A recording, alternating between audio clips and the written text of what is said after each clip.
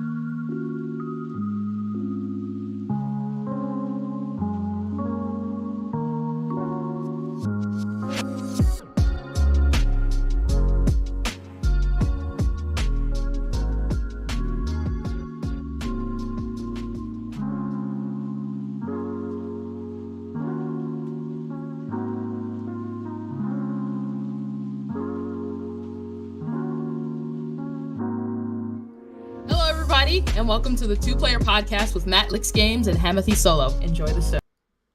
All right, and we are live. Hello, everybody, and welcome to another episode of the Two Player Podcast with myself, Matt Likes Games, and my buddy Hamsolo. Ham, let's talk about all the gaming news this week. But before we do that, what have you been playing this week? Oh man, been playing a lot of different stuff, man. I tell you that much. Call of Duty, the resurgence of that. I'm definitely playing some of that. And by resurgence, I mean resurgence in old ass Call of Duty. Yeah. And then I've also been playing a little bit Diablo, trying to get into the new season. Having a hard time with getting into that, though. I wanted to ask you about that too. Oh yeah, we'll talk about that here in a little bit. And then also been playing a ton of Exo Primal, and I'm surprisingly liking that game just because it's just really chill. It's a really chill game. Mm-hmm. I like the progression, and it's pretty dope. Pretty dope. But that's for the most part what I've been playing. Oh yeah, Gotham Knights as well. I picked that up for like $18 the other day for Steam actually, and I wanted to get it for Xbox, but I ended up getting it for Steam, not so I could just play it on my PC, because obviously the Xbox and PS5 version are both like only like 30 FPS on console. But so I mean, obviously I can get a higher frame rate with that, but the real reason I bought it for Steam is because I can play it on my Steam Deck. So if I hear you guys see me in this hotel room that doesn't look anything like what you're usually seeing me on, if you're used to seeing me at all. Yeah, I'm in a hotel right now, and I'm literally doing this podcast from my Steam Deck, which is pretty dope. On Discord right now through it. I'm actually got the channel up right now, new camera. But yeah, if you guys look right here, you can see all the stuff going on right there. So that's all going off of this little guy right there. You guys can even see us talking right there. So there you have it. I'm mobile now, but beast. Yeah, dude, like this Steam Deck is pretty freaking dope. So I know a lot of people are loving that Asus ROG Ally, and I tell you what, that thing is dope too. Pick up whichever one fits you, but this Steam Deck ain't no punk. I'm just saying it ain't no punk. And you know, everybody was talking about how broken Gotham Knights was, remember? And yes, it was. It was even broken on PC. Right? Yeah, it was terrible. It's terrible. It is severely broken, but like it runs, like it's not like super amazing running on Steam Deck, but I tell you what, I can complete missions just fine. I get about anywhere between 25 to 30 FPS, and to me that's pretty good considering how broken it was for console and PC at launch. And this little guy, you know, I'm running it at 1080p when it's an 800p device, you know? Yeah. So like, I'll take 25 FPS, 30 FPS. I mean, I'll take that. And if I get tired of it, I got my Series S right over there, hooked up to the TV. So it's just like, I got options. I just like that this thing is on the go. Sorry to go off on a tangent, but I'm really enjoying this whole experience right here. It's pretty dope. You're all good, man. You're all good. As for myself, what have I been playing? I mean, God, what have I been playing? Halo. Halo's got new content. I've been playing that. I've been playing Halo 4, funny enough, with Hard Days Mike. Too, bud. You've been watching movies. Ham likes to project. You've been watching movies. Ham loves. You've been watching some movies. Ham loves to project. Ham has been playing. He forgot to mention he's playing Horizon Forbidden West again. Oh, stop it! He loves that game. He loves it. But as for myself, I've been playing, you know, amazing video games you may have heard of, like Skyrim, like Fallout New Vegas. You know stuff that's not a movie. Stuff that's not a movie. It's a movie game, man. All them cutscenes. There's no cutscenes. All them cutscenes. Skyrim, the longest movie of all. Yeah, okay. If we're calling games movies now, yeah, it's a movie. Yeah. What up, Mike? But Skyrim, what's up, Mike? I actually need to bring up chat on my end real quick. But yeah, Skyrim, Halo, Call of Duty, like Ham said, they brought back the classic Call of Duty, and I've been playing a lot of that. I'm actually playing Black Ops 2 campaign for the first time. That might be the best campaign they've ever done. You could call that a movie with the amount of cutscenes that are in that, honestly. But goddamn, it's good. Ham, shut the nah, I can't. Never mind. But don't worry about it. But yeah, I mean, I'm enjoying a lot right now. But I'm trying to think that there was one other game I was playing. Oh yeah, I hopped in, which we'll talk a little bit about it later. But apparently Gears of War servers are back up. I hopped into Gears of War 3 for a few games. I suck at that. I'm Yeah, awful dude, at Gears of War. I stink at that game online. Like, I am not good. I made one comment one time about like how I was like, man, this shotgun stinks. And people are like, nah, man, you stink. And I was like, you know what? You're probably right. You're Nah, probably you right just because suck. I'm not good at that game when it comes to the co-op and stuff like that. Like I'll play great on a team in a co-op and stuff like that, and I'll get like I can adjust to that and whatnot fairly quickly, but I cannot adjust to the multiplayer online quickly unless it's like horde mode. Horde mode I can, but that's still like I'm like a co-op situation. You know what I Yeah, mean? horde mode's fun. It's just people like, especially because I hopped into Gears 3. Anyone who's playing Gears of War 3 online in 2023 has been playing that for a while. These people are good at that game. So you come in, you're like, oh, they fixed the servers. Let me try a game real quick Yeah, just a bunch of demons. for the first time in 12 years. Let me try a game. And they're like, nope, get the fuck off our game. I'm like, okay, all right, Yeah. I'm out. But It's like when we hopped into that 2v2 on Call of Duty. oh yeah, That was like people that have clearly been playing. It seemed like they had never left. yeah, The way they they were didn't. running around, I was just like, oh my god, this is like this is unbearable. Like we can like not even move. Exactly, and it's like, I mean, hey, more power to you. If that's the thing you're playing, for the last 13 years, then God bless, do your thing. But I can't hop in on that anymore. But I mean, I think we should start with the first time, and I want to bring this one up first because it's something that I don't know we're too passionate about, but I do think it's hilarious. And this headline is really what sells it for me. And it's Xbox from VGC News, by the way. It says Xbox Series X and S is finally getting an enhanced version of Terminator Resistance and its DLC 2 years after its PS5 release.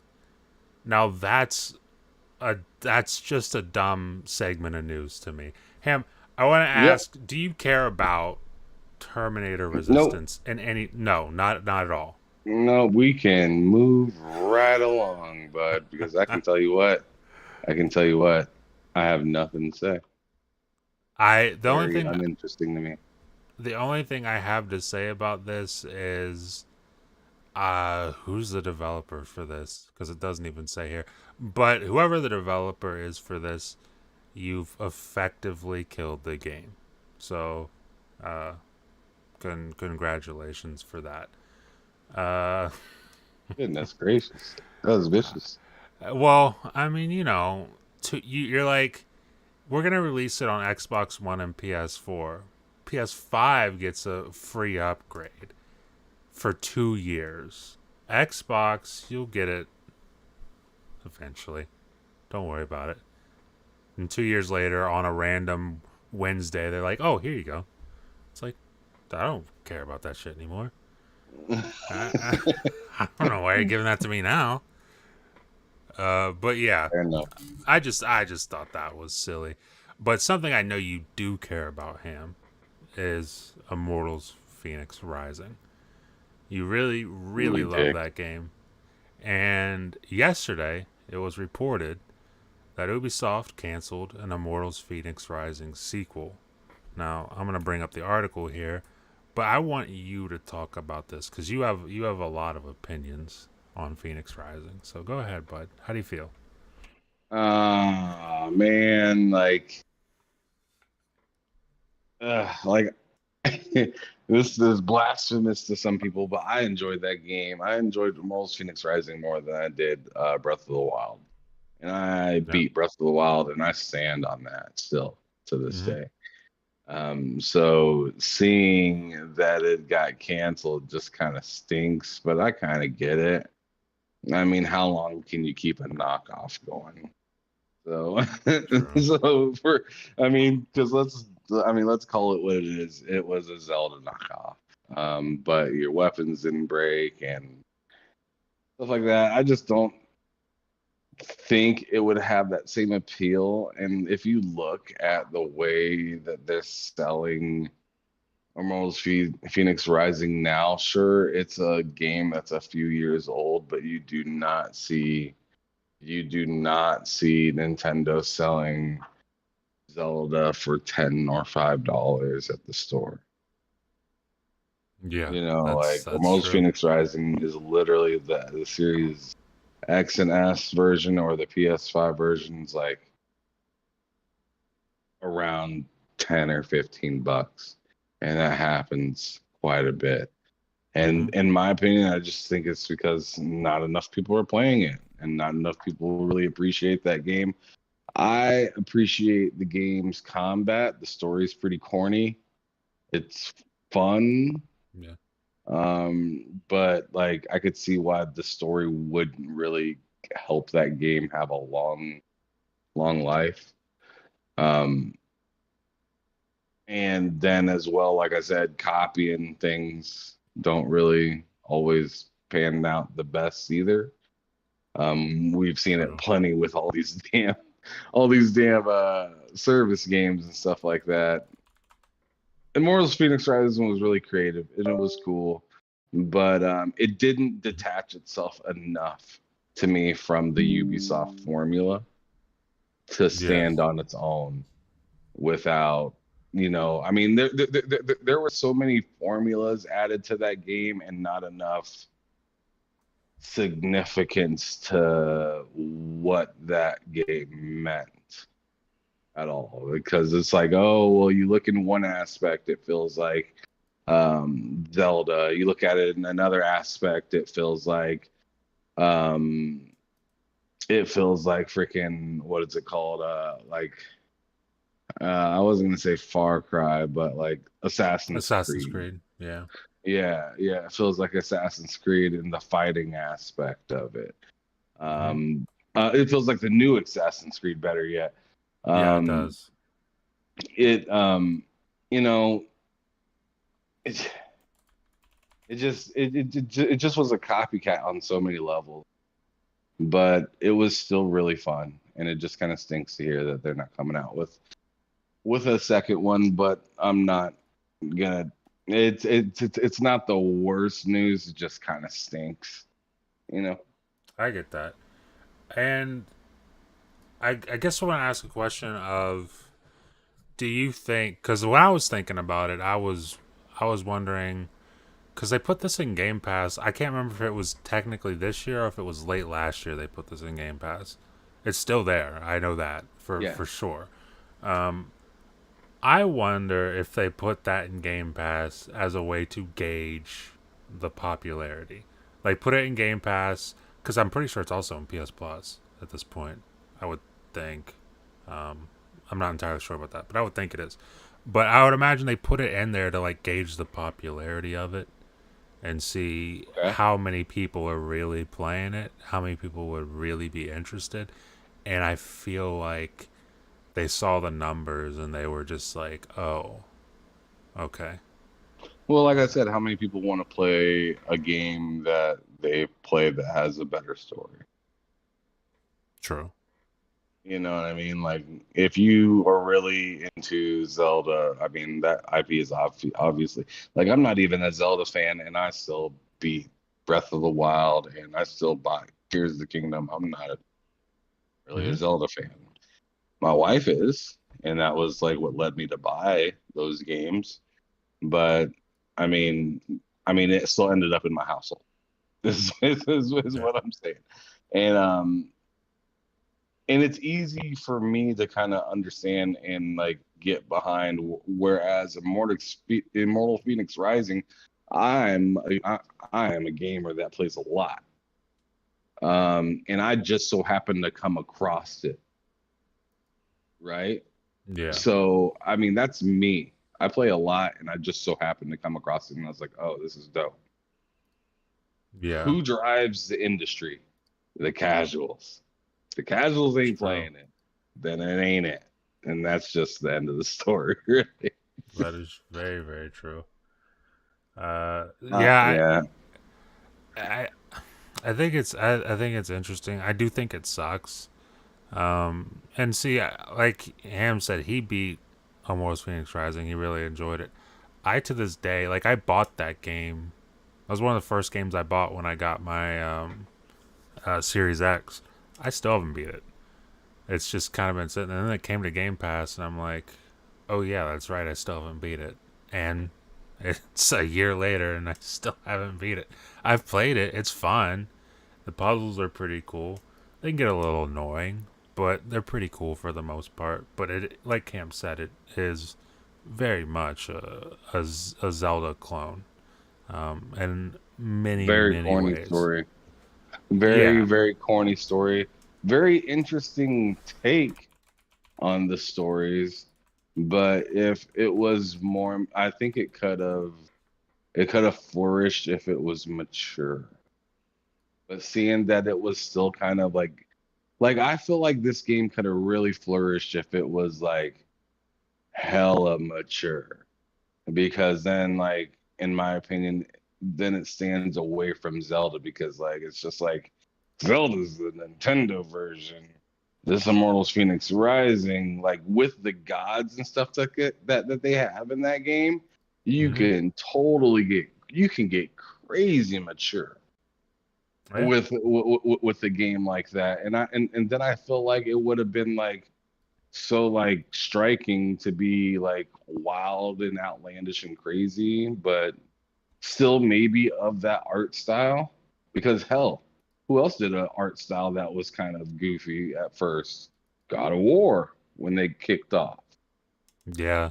God That of would have War been was something. not like ultra crazy movie game. It was very much run around, jump, climb, whoop ass. I mean, you remember Dante's Inferno? That's why that's a cult classic game Mm-hmm. because it was so mature that it was just like the people that played it were just like bro, like to this day, it's a 360 title, and people were just like, yo, go check this game out. Like, and like I think Immortals Phoenix Rising is gonna get forgotten because it was just like the story was just so bland and just if it was mature and wild and crazy, you got Aphrodite, all these other things up in the game, like bro, that game could have like even if they didn't decide to make a second one, it could have ended up being a cult classic in the future.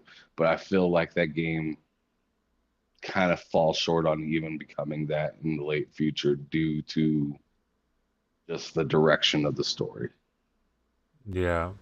Well, it's just like there's not many games. Well, not there's definitely games, but there's not many games that become a cult classic that were made to be not mature. Like, yeah, you got games from the PS1 and stuff like that. I mean, even all the way back to SNES and stuff like that, where it's like, yeah, these are more for kids, but there's a following for them even to this day. But something like Immortals Phoenix Rising, I think, could benefit just from having blood in it. Just from having blood in it. Because the combat in that game is fantastic. Like it's really, really, really good. And if there was just some visual cue of, oh, there's blood, I see blood, that would go a long way to making that game, to making me want to play that game because it would seem a lot more brutal. It would seem, even with the same story, it would just seem like I'm getting more out of it. Because hits don't feel impactful on that game because of the fact there's no visual feedback for it. You're just kind of hitting people. The animations are cool, Yeah. and everything, but it's like there's no visual feedback to be like this is really impactful or anything. It's kind of stinks when I boot up that game, and I've had it installed ever since I bought it. I've never uninstalled that game on any of my devices, but it's just I don't boot it up often, And when I do, I play it for a little bit and I run into that exact thing, and I'm just like, and then I kind of just play something else. But oh, it's Tom. What's up, Tom? Tombo901. How you doing, bud? But yeah, that's a more. Oh, apparently, Ubisoft issued a response to this, not really directly acknowledging, Immortals Phoenix Rising 2 by name, but it says, according to PlayStationLifestyle.net, it says Ubisoft responds to Immortals Phoenix Rising 2 cancellation reports, and says Ubisoft has issued an official statement in response to reports that it canceled Immortals Phoenix Rising 2. The developer understandably didn't outright confirm that it canned the project, but reading between the lines, one can easily deduce that the sequel is no more. Ubisoft has said that it conducted some internal shuffling within Quebec Studio in order to focus on key projects. Said projects have yet to be announced, but with Ubisoft throwing in keywords like biggest brands, we can safely assume it's focused on more profitable endeavors. Immortals Phoenix Rising did garner attention, especially due to its resemblance of Legend of Zelda, but its sales weren't anything to write home about. Yeah. So, yeah, I mean, pretty much exactly what Ham said there. And I very much agree. It's Legend of Zelda, but it's not Legend of Zelda, and that can be a problem when it's a brand new IP. But moving on, yeah, identity crisis, Damn. Yeah. But moving on to something I know for sure, I've got opinions on this. And that is Tencent acquiring the Dying Light studio, Techland. Now, I know I've got things to say about this, but Ham, do you have anything to say about this? Because didn't this start as like, oh, they bought a majority share of Techland, and then like less than 24 hours later, they're like, yeah, now they're just going to acquire it. I think is the timeline for that. And I want to ask you, bud, do you have any thoughts on Techland going to Tencent? I mean, obviously they were on the, list for Microsoft to possibly purchase, and maybe, I mean, I've heard the conspiracy of, Tencent's holding that for Microsoft. You heard that from me, bud. Yeah. You heard that from me. And And we'll get into that. Don't you worry, bud. Oh my God. I just don't know why you say that. Because Ham. Because I can. I tell you what, I don't exactly believe that. I think Tencent wanted it, so they got it. Sure, yeah. I mean, realistically, I also think that as well. It's an easy nab, and to me, it's like an easy nab them in the midst of what's kind of going on. Yeah. Because, I think they're a pretty high quality studio, and I could see them benefiting whoever they end up being with. Definitely. I really like Dying Light. Dying Light 2, I beat the hell out of that game. That story was fantastic. Really good, in my opinion. So that was probably one of the better stories I've played this generation, of a story that I wasn't familiar with. I actually played Dying Light 1 after 2. Mm-hmm. So a little backwards there, but yeah, it was amazing. Really good looking game. Some people were saying it wasn't next gen enough, but I mean, I feel like we're going to be hearing that from people all generation, is stuff isn't next gen enough. I feel like that's just no one's happy about anything. Nobody's happy.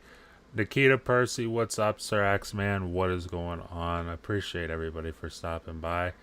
Yeah, as far as like not being next gen, we're gonna get. Here's what's gonna happen. We're gonna get to Starfield. You're gonna hear this game's not next gen.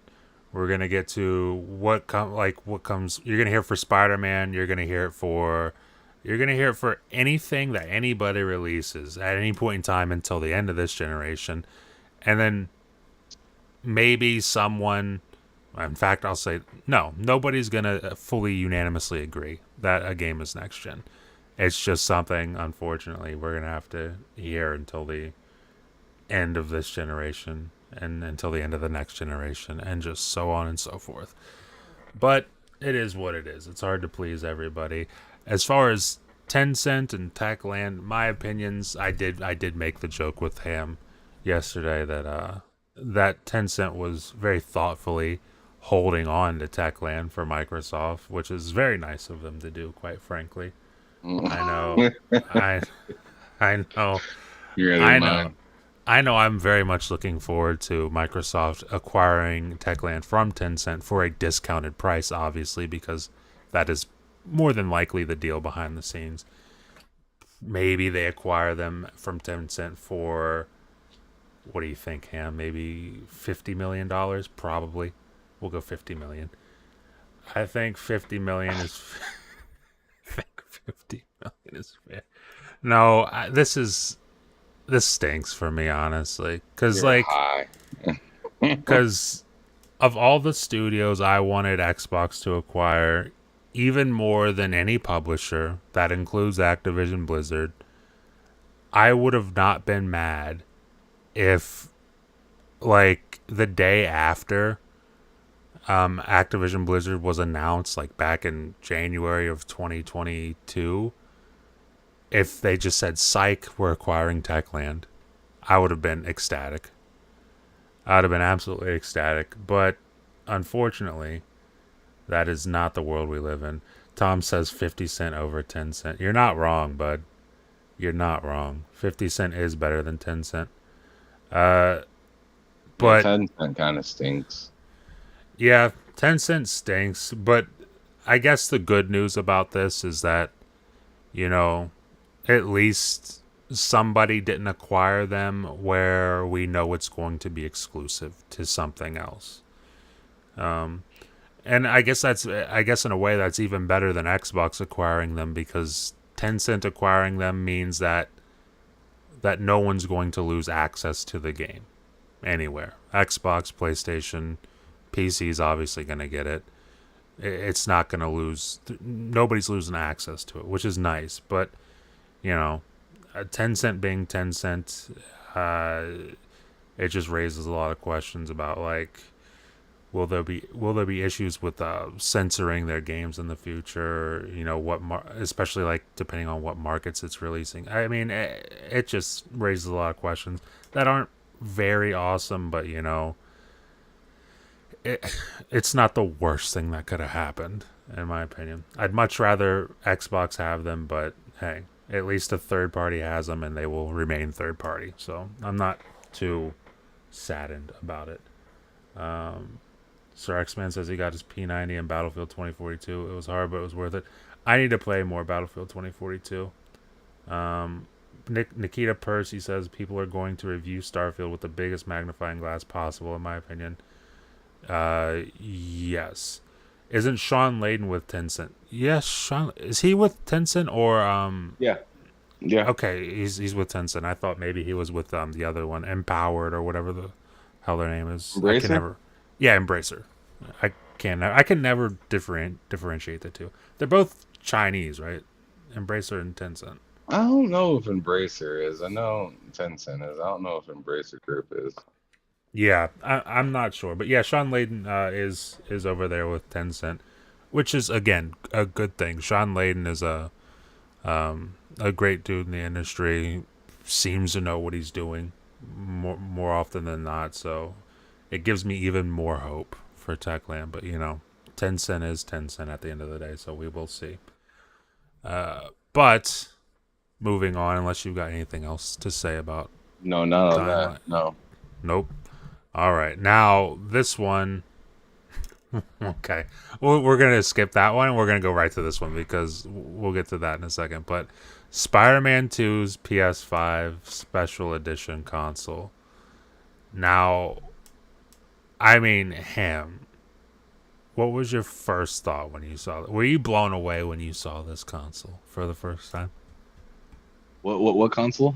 The PS5 Special Edition Oh no, Spider-Man 2 console. Yes, we are, bud. Oh no. We absolutely are. And let me know in That chat if you've thing. seen this console. Let me know what you guys think. I tell you what. That console stinks. Oh And my god. like, I'm not saying it stinks because of the artwork in particular, because I've seen a bunch of people saying, "Oh man, like I've seen Venom one's way better," and like, "Oh, this person drew up one way better than this one it's drawn up," and to me, it's just like that's not the problem. The problem to me is that there's side plates that get taken off. I Like 100% the agree. console is so the console is not special, and then on top of it, the design of the console with anything on the side just makes it look like a giant billboard or a picture that needs to be hung up on. That's Yeah. like weirdly shaped. That doesn't look like it belongs on the wall, but it's there because it looks like a billboard. So it's just like I don't know. Um, I thought the controller was kind of cool. The white buttons are weird. So it's Hmm. weird seeing the X, square, triangle, circle. It's weird seeing that background be white when the rest of the controller is black. I thought maybe it would have been a nice touch if they would have made the buttons black with like the triangle and circle, square, X, um, with those actual letters white with a black exterior, or better yet, the X and that stuff make it red, you know. And if you want to Yeah. make it an ultra crazy premium controller, hell, you already know the PS5 controller has a short battery life. What's two more? What's one LED to light up the back of those buttons? Just to make it kind of cool. Like, I mean, at that point, to me, like, I think you should lean in if you're gonna do a special console. Like, I feel like you should like lean in a little bit harder I than that. I Um, 1000% agree. not saying all of the like special edition consoles are perfect, but like little touches, like I don't know, like a sound when you plug, like when you hit the button to turn it on, Hmm. like some of the like like the was it the Halo, I think it was the Halo 4 Xbox 360. Yep. 360 Yep. that did that. I know that there was some Xbox Ones Cyberpunk one. that did that as well. Um, Yep. that previous PlayStation Spider-Man edition. See, like I said, the whole issue with me with that whole thing, and I don't want to take too long talking about this at all, is it's just like, bro, you can buy just the plates. Like, to me, that's not what I want to hear. If No. if if if if I'm trying to get something that nobody else has, but like I don't know. Cause see, I'm just wondering how much are those side plates gonna cost separately? That's I that's the wonder. thing. That's Because the thing. because if it's like $50 and like let's say the console is like $600, like $100 more to get the game and the I don't know, man. I'm wondering if like you're gonna be buying, you'll get like an extra set of plates, the white ones or something like that. Like I just like the whole thing just kind of it just rubs me the wrong way. It just doesn't sound like a great deal. Yeah. Tom says he pre-ordered it and sold his PC. Smart guy there. Smart guy. Uh, Let's so go. I've got it up here on the screen. Now, this is the official special edition PS5 Spider-Man 2 console. Now, I also brought this up. This is just something that someone put together. In fact, this is just something that someone put together that caught my eye. I do believe that this isn't for Spider-Man 2, but someone probably made this for Miles Morales because of the Be Yourself logo on the controller. But you look at what people put together for a special edition console, just random people on the internet, versus, what Sony managed to do with their quote unquote special edition console. Sir X-Man also says, do you notice that the box still says it's still is promoting 8K? Yeah. Yeah, we're still promoting 8K, which, I mean, unless I'm missing something, I don't believe we've had an 8K game yet this generation. I think the closest we've got to that wasn't even a game from this generation. It would probably been Titanfall 2, because I know Titanfall 2 on Xbox One X ran at like 6K. So That Spider-Man console that you showed with the like webbing on it or something, yeah, that was pretty cool. doesn't that look sick? Like that It looks. does, but see, like it's still like that's cool, but to me, it's still an issue because it The is plates. plates. It's still plates to me. It's like I don't know. It's like to me, it's just special edition plates. It's not special edition console. Yeah, and that's kind of my issue with this, honestly. Is like there's nothing special about this console, really. Like the thing that makes it a console, there's nothing special about that. Unless there's something like, how I think with the Xbox One X, I remember like the Scorpio editions or whatever, if you were to open up your console, which I'm not doing that. I don't know about you, but you open up your console and there's like on the CPU or the APU, there's like a Master Chief, or on the motherboard, I should say. Oh, there's Master Chief or something. If there's something like that in there, that's cool, but who's opening up their console? I'm not opening up my console. I'm never going to see Oh that. no. It's like, what's here that's special besides these plates? And even then, I got to be honest with you, Ham, these plates don't look very special to me. These don't look like, and what you're not seeing, in fact, I'll see if I can find it. It shouldn't be too hard to find it on my end, but what you're not seeing in this photo here Is the is, back end of the console. yeah, the back of the console. You see that pretty cool design on the one side, but the other side of that console is literally just a black plate. Well, it has a Spider-Man symbol in the bottom I center. mean, doing the absolute least. Doing the absolute least that they can possibly do. It's insane. Yeah, it's not. It's not a big time like shift at all. It's just nuts because you look at that versus, I mean, we bring up the Spider-Man PS4 Pro. Like, Yeah, that thing was pretty clean. that thing looked amazing. You bring up a special edition console like the Gears of War, Gears 5, Xbox One X. It's like almost see through. It's like ice. It's like a glacier. Looks sick. You've got the Cyberpunk console. That looked sick. I mean, I just don't know. We keep talking about the plates, man. But the thing is, it's hard to do a special edition PS5 specifically because of those plates.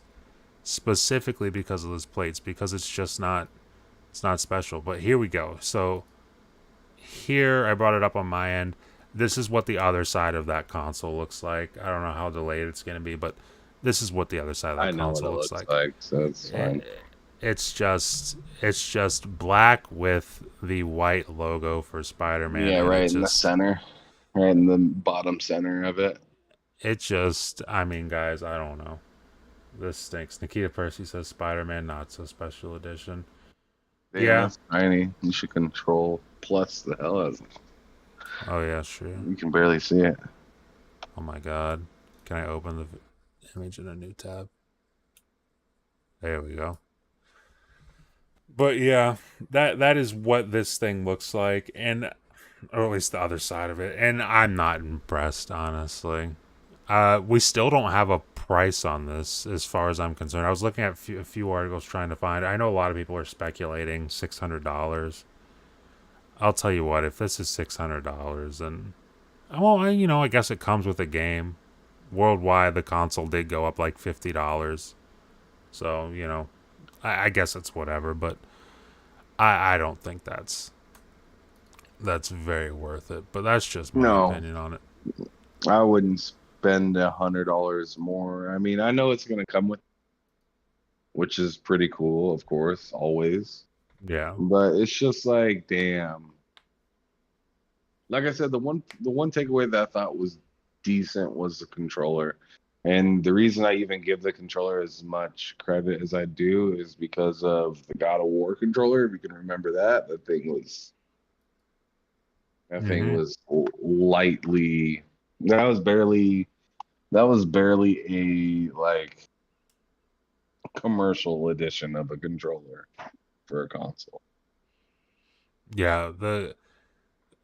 They've had two special.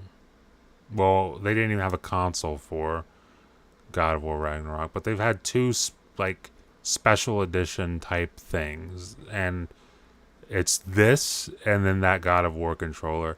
And if you think this is doing the least, if you haven't seen that God of War controller, in fact, let me look that up real quick. But if you haven't seen that, it really is doing the bare minimum. It looks like it. It's Posey said, Posey said, it looks like you gave a 4-year-old some stickers and a controller. That's exactly what it looks like. This looks like one of those controllers you find for cheap, like, or not even cheap, but they're just overpriced on like Amazon. Some guy who makes custom controllers or something. This is a work of art. I'm gonna charge you $200. So yeah, this on the screen here is the God of War controller, and man, I mean, you can see it's just blue and white. That's really the controller, and there's some wolves in the middle there. That's honestly it. And Yeah. I'm not gonna spend too much time because that honestly almost derailed my enthusiasm. So I've gotta back out of this because that's not good. But yeah, I mean that's the Spider-Man PS5 limited edition console. I mean, listen, Spider-Man 2 is gonna be great, but this console just looks silly to me. It's fire, isn't it? It's something. It's something that doesn't need to exist. But moving on, Nikita asked how much the Spider-Man 2 controller is. And I that's a know good it is question. sold. I know it is sold separately. Let's find out for you. Spider-Man Um, 2 I'm controller. sure it's gonna be like $80, probably like 79 or My 80 bucks. God, Spider-Man 2 Hopefully, it's controller. not 100. We might not even Goodness know the gracious. price for that yet. Yeah, it might not even be out yet. If it was out, it'd be on PlayStation, a PlayStation Direct, probably. Let's head on over to PlayStation Direct. But yeah, I don't think the prices for this are out. I would agree with Uh, Ham though. It's probably about $80. Um, yeah, your Sony regular likes. controller is like 70. I figure this is gonna be like Yep. 80 to $85 just because it's pretty much like a skin on a controller. Yep, absolutely. God, the DualSense Edge is $200. I keep forgetting that. That's nuts though. But yeah, Yeah.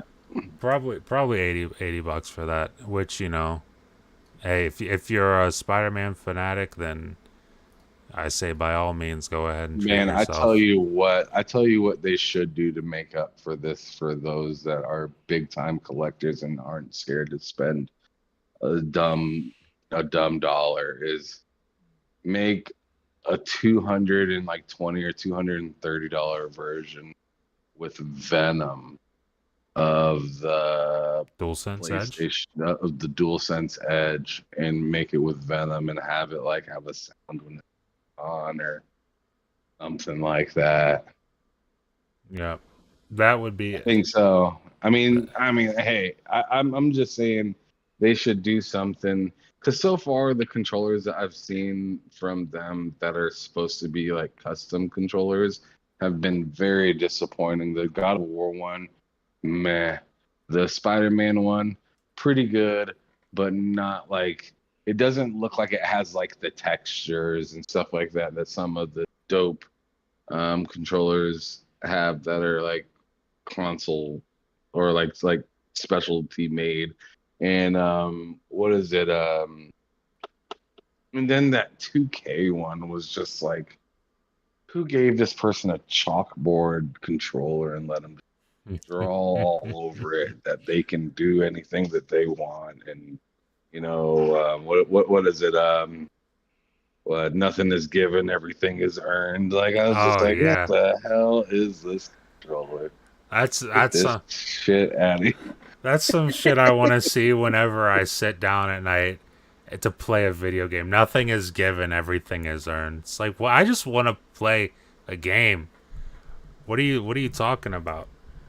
What are you talking about And right you're just now? gonna look down at your controller and get inspired by the quotes.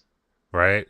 Now I'm gonna change the world. You just got your ass beat by by by fucking the Elden Beast for the 20th time. And you just look at your controller and get inspired to get right back into the battle. Look at my Everything is dude. earned.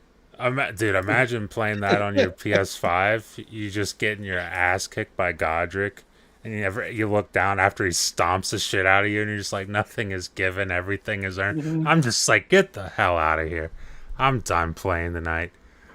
I'm done. Yeah, That's hilarious though. But yeah, that's great. the next thing on the list here is Arcane Austin, according to a job listing, seems like they're going back to their roots with their next game, which would, their next game means they're kind of abandoning Redfall, which I don't know about you, Ham. I'm not too surprised to hear if that's the case, but I do want to throw this off to you because what do you first of all, I mean, this is a new podcast, so we haven't really talked about how we feel about Redfall. So briefly, just tell me how you feel about Redfall, bud. Redfall was a pretty fun disappointment. Mm-hmm. I've seen the direction of the game that it was trying to go, and in that respect, I give it, and that like what you're trying to do was fun. Yeah. I got that. The loop was treacherous. It wasn't a good loop. The running around felt like Back for Blood, which, in my opinion, Back for Blood or Left 4 Dead games. I understand Left 4 Dead is like one of those cult classic games, right? Yep. But I don't care what anybody says. As fun as that game is, it feels cheap when you're running around. It feels kind of silly. Mm-hmm. It doesn't feel like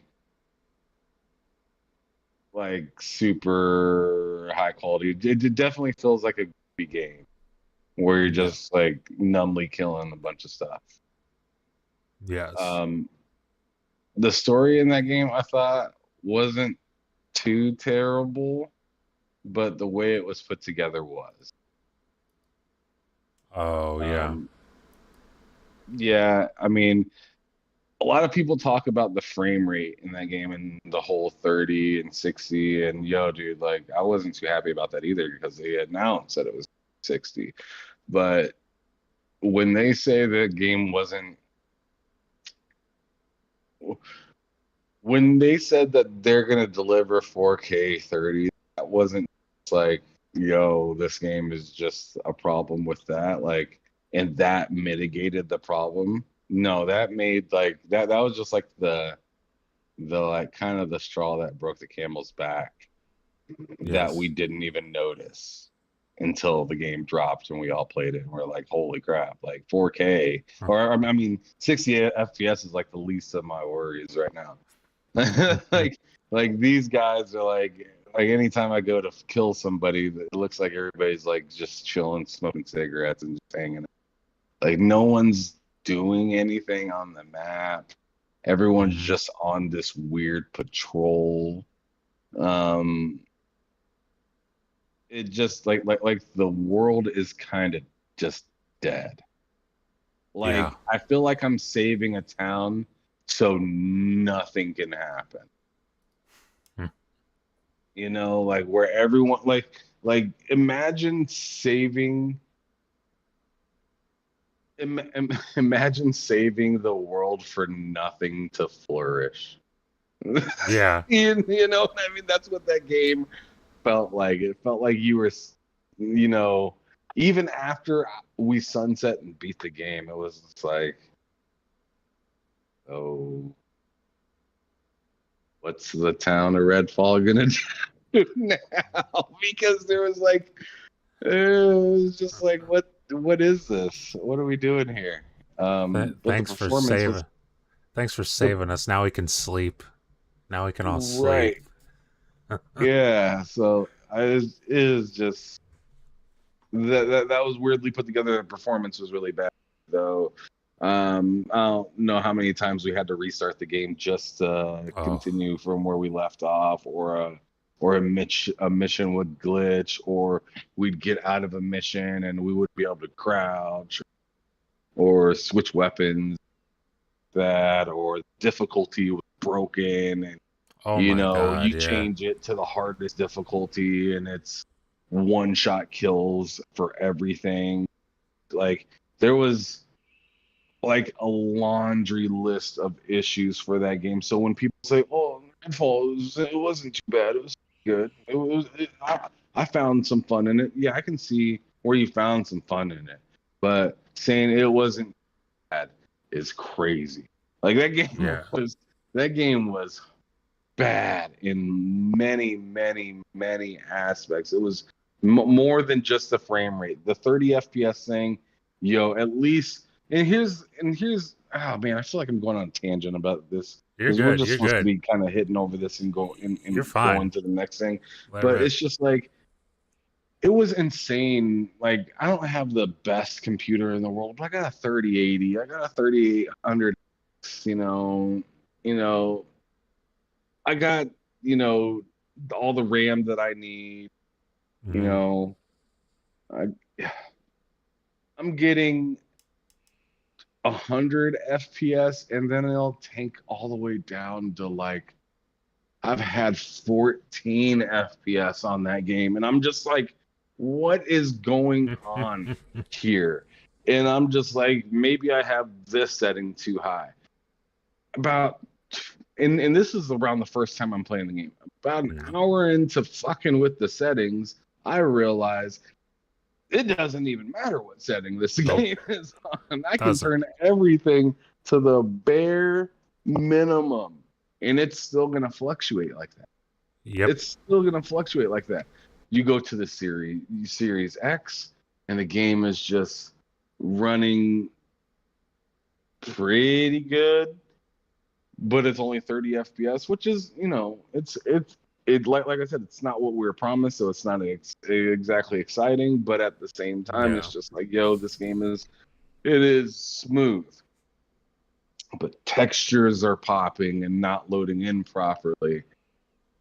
And then you go to the Series S, and this is the most confusing part. Matt, Hmm. you already know. Yeah. Texture popping is at a minimum. Yep. The game runs fairly smooth. In fact, runs best on the Series S. And you're just like, how are all these big ass motors struggling versus like what seems like to be a Ford Taurus? Yeah. Dude, you're Like talking this about. Mustang, this Ford GT. You guys are struggling while this 95 Taurus over here is fucking just moseying along comfortably. Yeah.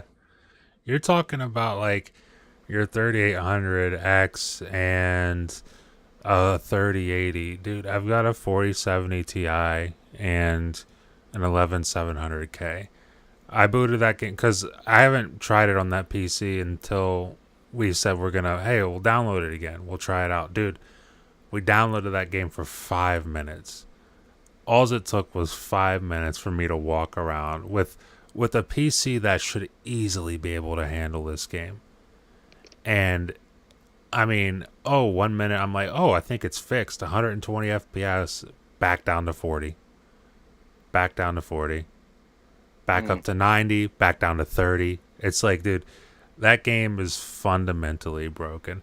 Nikita Percy says, I think Arcane Austin is going to get Redfall to the point where it needs to be and then abandon it. Maybe make a Taken King expansion or DLC at best and see how that goes. I think, Nikita, I think Arcane is done with Redfall. I think they don't ever want to see that game again. I think that I don't think the game will be abandoned. I think it will be what's the studio that helped them with that? I can't remember if it's Alpha Dog or Roundhouse. It's one of those studios. It's Roundhouse. Yeah, it's Roundhouse Studios. I think Roundhouse Studios will probably take over on that and try to get it to where it should be, and then once they get it there, see what the engagement is like. If it's still promising, if it's still good, if people are talking about it, then maybe they'll follow it up and continue with some more content. But I think the road for Redfall, it started rough, and I don't think it's gonna get any smoother. Because I feel like I'm gonna go out. I'm gonna go on out and say it. I think it gets a 60 FPS mode and it's abandoned. that's more and more what I feel like, honestly. Because I feel like Xbox is gonna be like, we're gonna go for that promise. Yeah. But Yeah. that's it. Because I feel like, dude, I 100% agree. I just feel like if you were gonna give this game 60 FPS and have it matter, that would have happened a month ago at this point. At least a month ago. I mean, but when did that release? Late May? Yeah. May, June. We're at the end of July right now. We haven't heard a thing. Remember when we were thinking, oh yeah, well they'll release it late May, but then or early May, because that released early May. Right. So it's like released the first week of May. Yeah, so it's like, oh, we'll hear something about it at the Xbox showcase. Nope. You heard nothing about it at the Xbox showcase. In fact, it wasn't until relatively recently where Redfall's like Twitter account actually started posting things again. So I agree with Ham on this one. I think they get it to 60 FPS, and I think it's probably done. Unless some miracle happens and engagement spikes hard, which I don't think that's going to happen with that game. I think ship's kind of sailed on that. I'm 100% like thinking that they should like it's never cool to say this about a studio in a game, but it's just like, I think they should do what they promised, the 60 FPS thing, like I just got done saying, and just run away from that. Just why, like I understand maybe Microsoft could give more life into that game, but like, there are games that got canceled that I had more that didn't work out, and it seemingly made no sense to me, but it made sense to the company. Great example, Anthem from EA. Oh my god. That game to me still had legs, and they still cut it off. How about Titanfall 2? That game still had legs. Yeah. And I'm just saying, like, if EA is gonna cut off games like that, then like take a hint, Microsoft, in my opinion, take a hint Yeah, and don't continue like you don't it looks like you guys don't want to waste money, that's what it right? seems like. Yeah, you guys were almost ready to sunset Xbox at one point. Mm-hmm. Don't get caught giving in life to something that doesn't pan out. Don't try to Sea of Thieves this game. This is not the same No, situation. no, it's not. This It's is a not. game. Our Redfall is a game that have life elements to it. You That cut got out there. stripped. You cut out there on live. I said, Redfall was supposed to be a game that had like live service elements to it Yeah. when it originally was announced. That got Mm-hmm. stripped from it. It was supposed to have 60 FPS. That got delayed on it. Yeah. Like, give us just the one thing that you promise and get away, because it seems like the passion is just not there. So why keep beating your head against the wall for something that not many people under the umbrella care about? And I don't think a whole lot of people, like, as for customers, care about it that much, because I seen the bite back edition at Best Buy for $29. So Oh yeah. so how much do you really want to dive into that? Because it's supposed to be a big time game, but it's less than 2 months worth of pass. Like, come on. Nah. Yeah. Uh, When do you think? I mean, again, not like it matters, but how far do you think we get from release before you see a 60 FPS patch for this game? I was thinking like maybe sometime next year, God like damn. anniversary for the game. Nikita might have been onto something with a whole DLC possibly. But Oof. like, if I were to say, if I were to give this game like more than it's got in the sense of like what could happen, I would agree with what Nikita said about like maybe like maybe like a DLC with maybe like a new character like that. But I don't see that really, in my opinion, too much. But if something were to happen, that would be the most that would happen, and then it'd be done. Like, there is no continuing after one DLC of a game like this, in my opinion. If they really try to push, especially after getting Activision Blizzard, I'm just like, doing, like, you just got like the biggest company in the world. They're trying to Like, you fix just got Redfall. Call of Duty. Let's not worry about Redfall. They're Like, pulling. They're making Infinity War to support studio for Redfall. Oh my god. Oh. no, I'm done with Redfall. You can say whatever you want. I mean, I know we were talking about Arcane stepping away to do something else. I sure hope we're gonna go down that route now. Yeah, definitely. Well, I mean, it's Arcane Austin, obviously, so it kind of raises questions on what it could be. I know Prey 2017 was their game.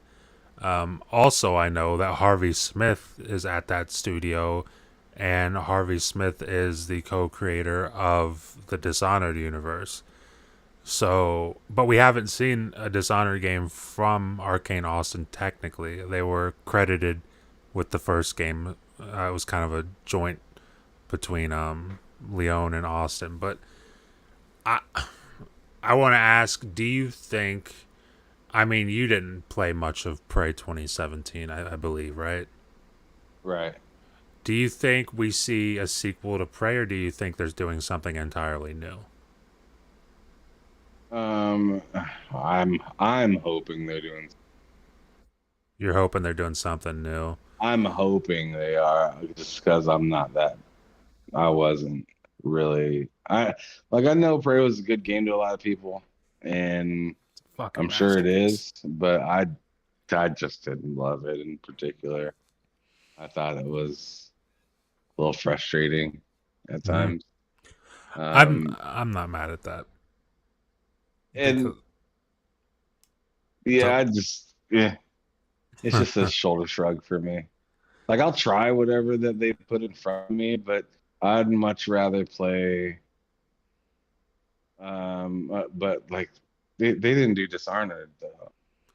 well, you're right. They didn't do Dishonored, but well, actually, I think the way it worked was Dishonored one was made before there were two studios. So Arcane was just Okay. Arcane. There was no Leon or Austin.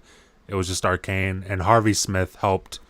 He was the co-creator of Dishonored, Yeah. so they But could I'd do still it. just rather play. But I'd like I don't know. I think Dishonored's probably the best arcane game that I've played so far.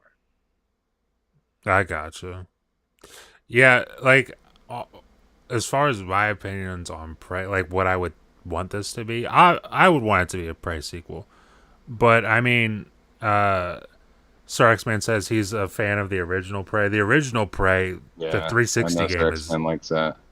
the 360 Prey was nuts. In fact, I'm playing through that again. That game is phenomenal. Uh, Prey 2017, I played it. I mean, I pre-ordered it. I got it day one.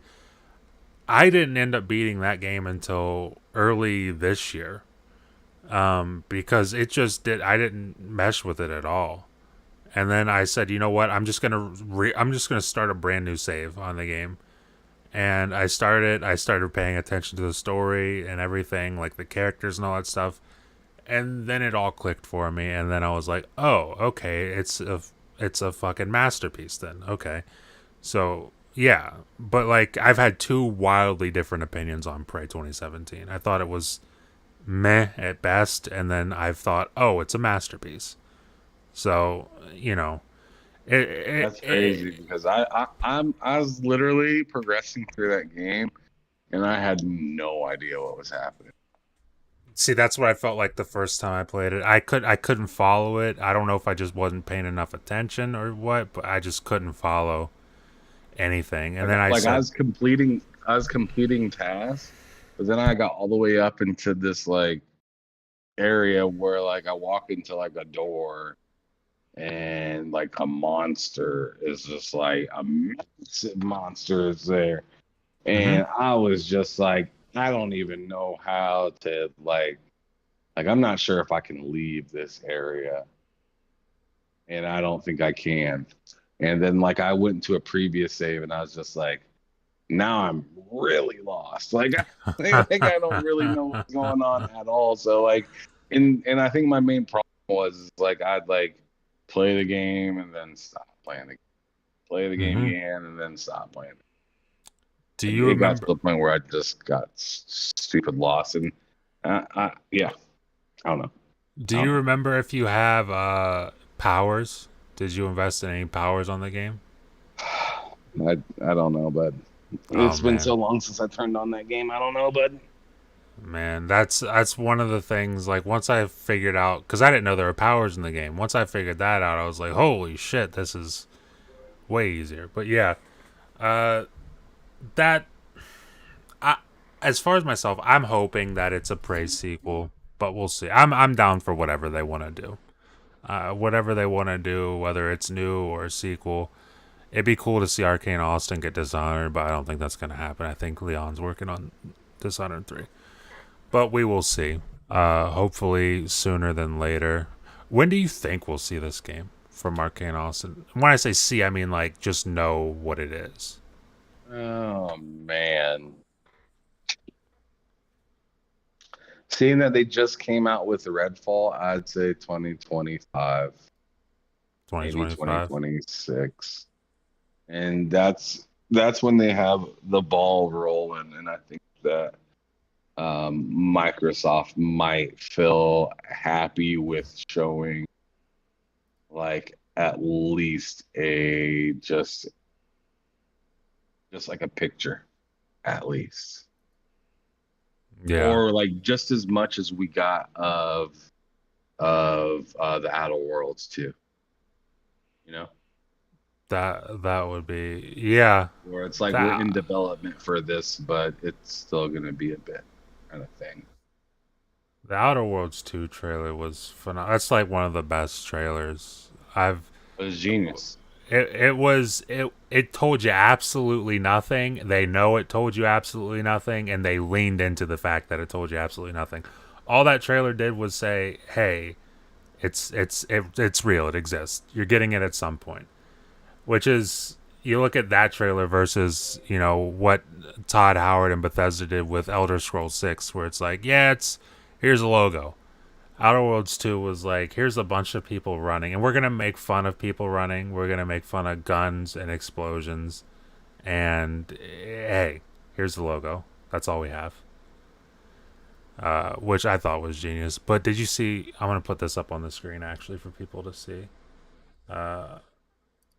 Did you see what our buddy Bill put in the group chat, which was Ratchet and Clank Rift Apart running on a minimum spec PC?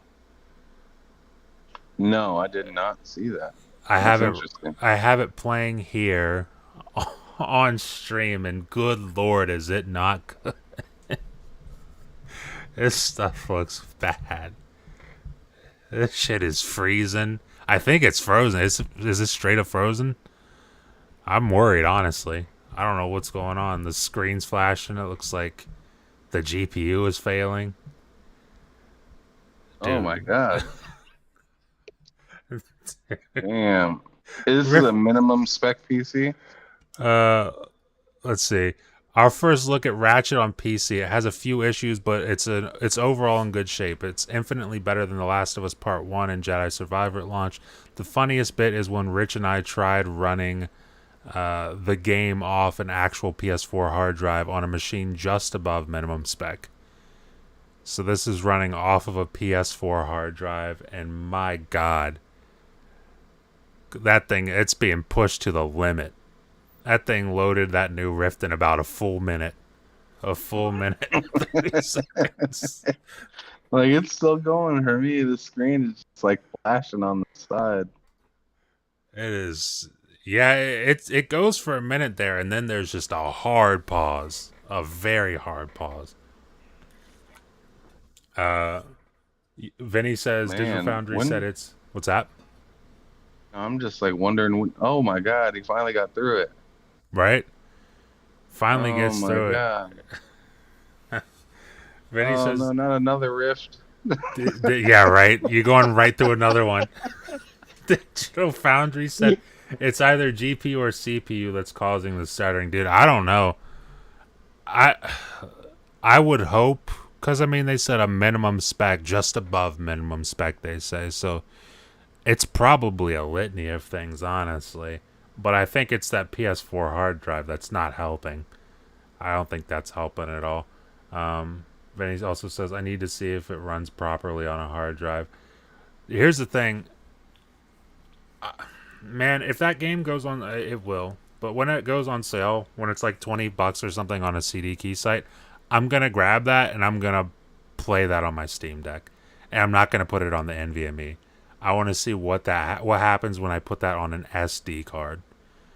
I just want to see for Ratchet and Clank. Yeah, for Ratchet and Clank. You're gonna buy that when it's $20 on a CD key site. Yeah, absolutely. Well, it might not take too long, but it might be there soon. Yeah, it might. We'll see. We'll see what happens. But I'm interested to see that because I know it did get Steam Deck verified, but a lot of people are also saying, yeah, but the Steam Deck has the NVMe. I'm like, well, it also has an SD card, and that's what I'm going to play it on. But, yeah, I thought that was hilarious. Yeah, Vinny says Steam Deck verified. Yep. Steam Deck verified. You can run it on a hard drive. apparently. Barely, just barely, you can run that on a hard drive. But yeah, I thought that was hilarious. I saw Bill put that in the group chat. But as for what is up next on the docket, we've got. Oh, this was interesting. This one actually kind of came out this morning. Venmo is now apparently usable as a payment on Xbox, so you can That's buy dope. Xbox. You buy Xbox games with Venmo. First of all, do you use Venmo? I have Venmo. I don't use it very often, but it's nice to have. Mm-hmm. Yeah. See, I've never. Well, I'm not gonna say never. I've used Venmo twice to buy things, but like it's not my primary method of buying things at all. But it I is used to get interesting. tipped on it all the time when I used to work at the wind tunnel.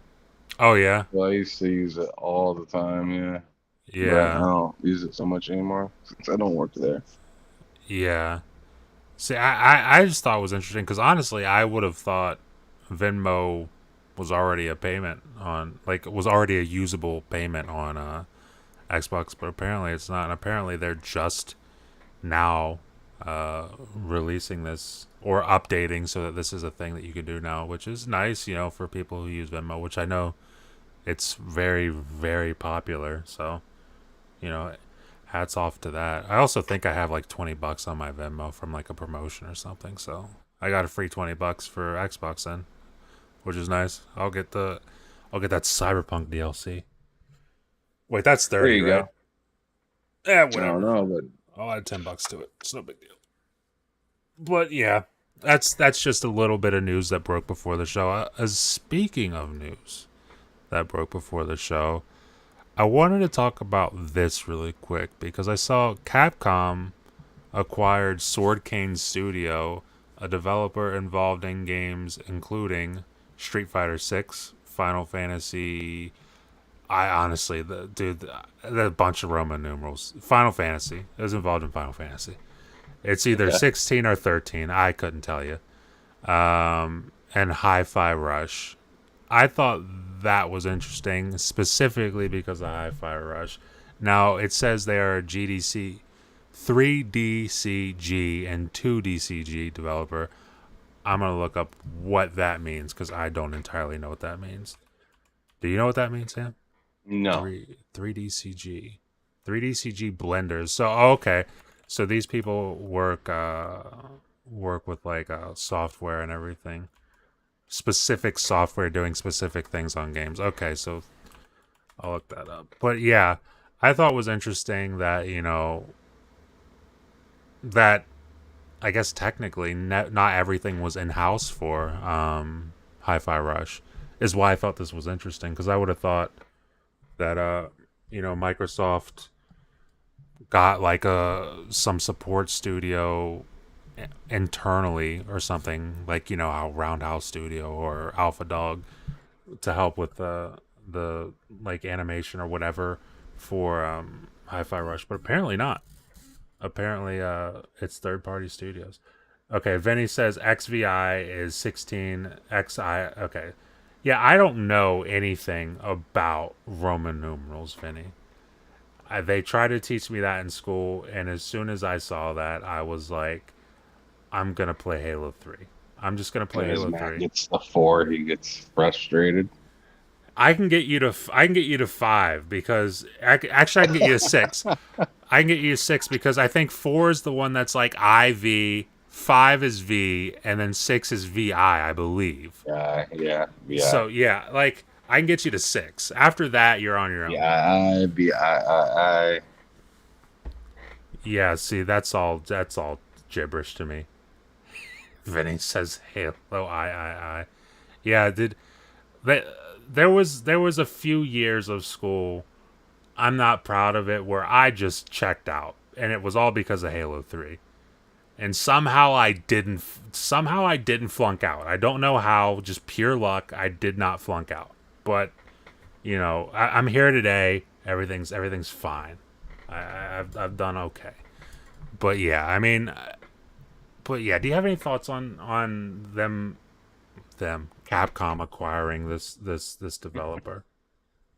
Then. Not really, not really. I'm just kind of, Capcom's doing their thing, Mm-hmm. so them getting another developer just, after they put out what they put out as of recently, it's like, yo, keep on doing whatever you're doing. Like if you see some value in this, do your thing, man. Yeah. Because hey, a lot of people are happy with Street Fighter. A lot of people are happy with Resident Remake.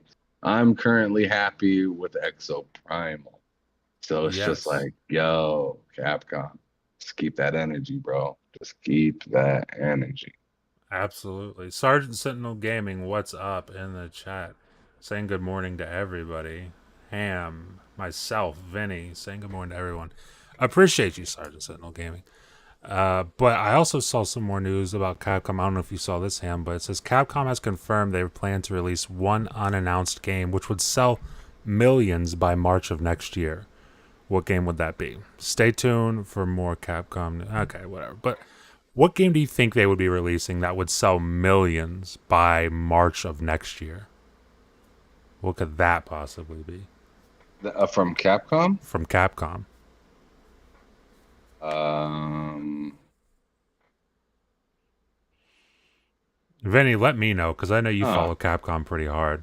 So let me know what you think that is. Because honestly, as far as Capcom, all I know is Resident Evil.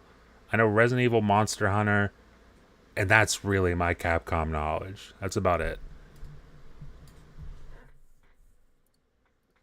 I'm gonna look it up on my end because I'm kind of Capcom IP.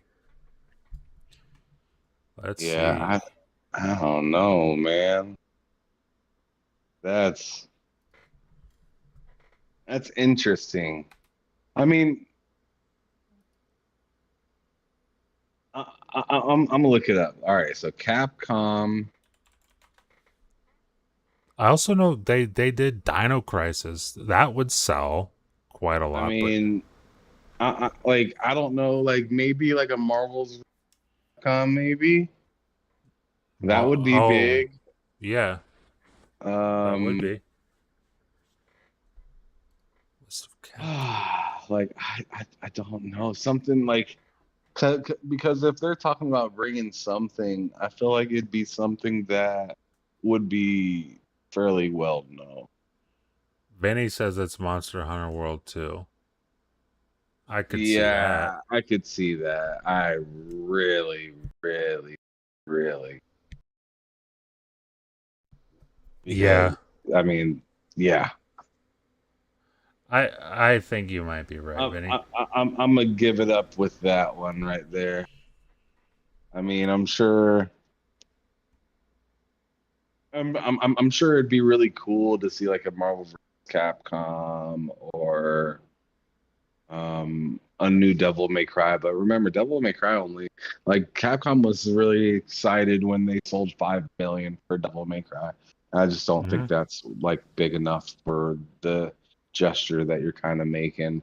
I feel like the gesture that you're kind of making would either be what Vinny said with Monster Hunter or something innovative and crazy with like Mega Man, which Yeah, but um but I don't know.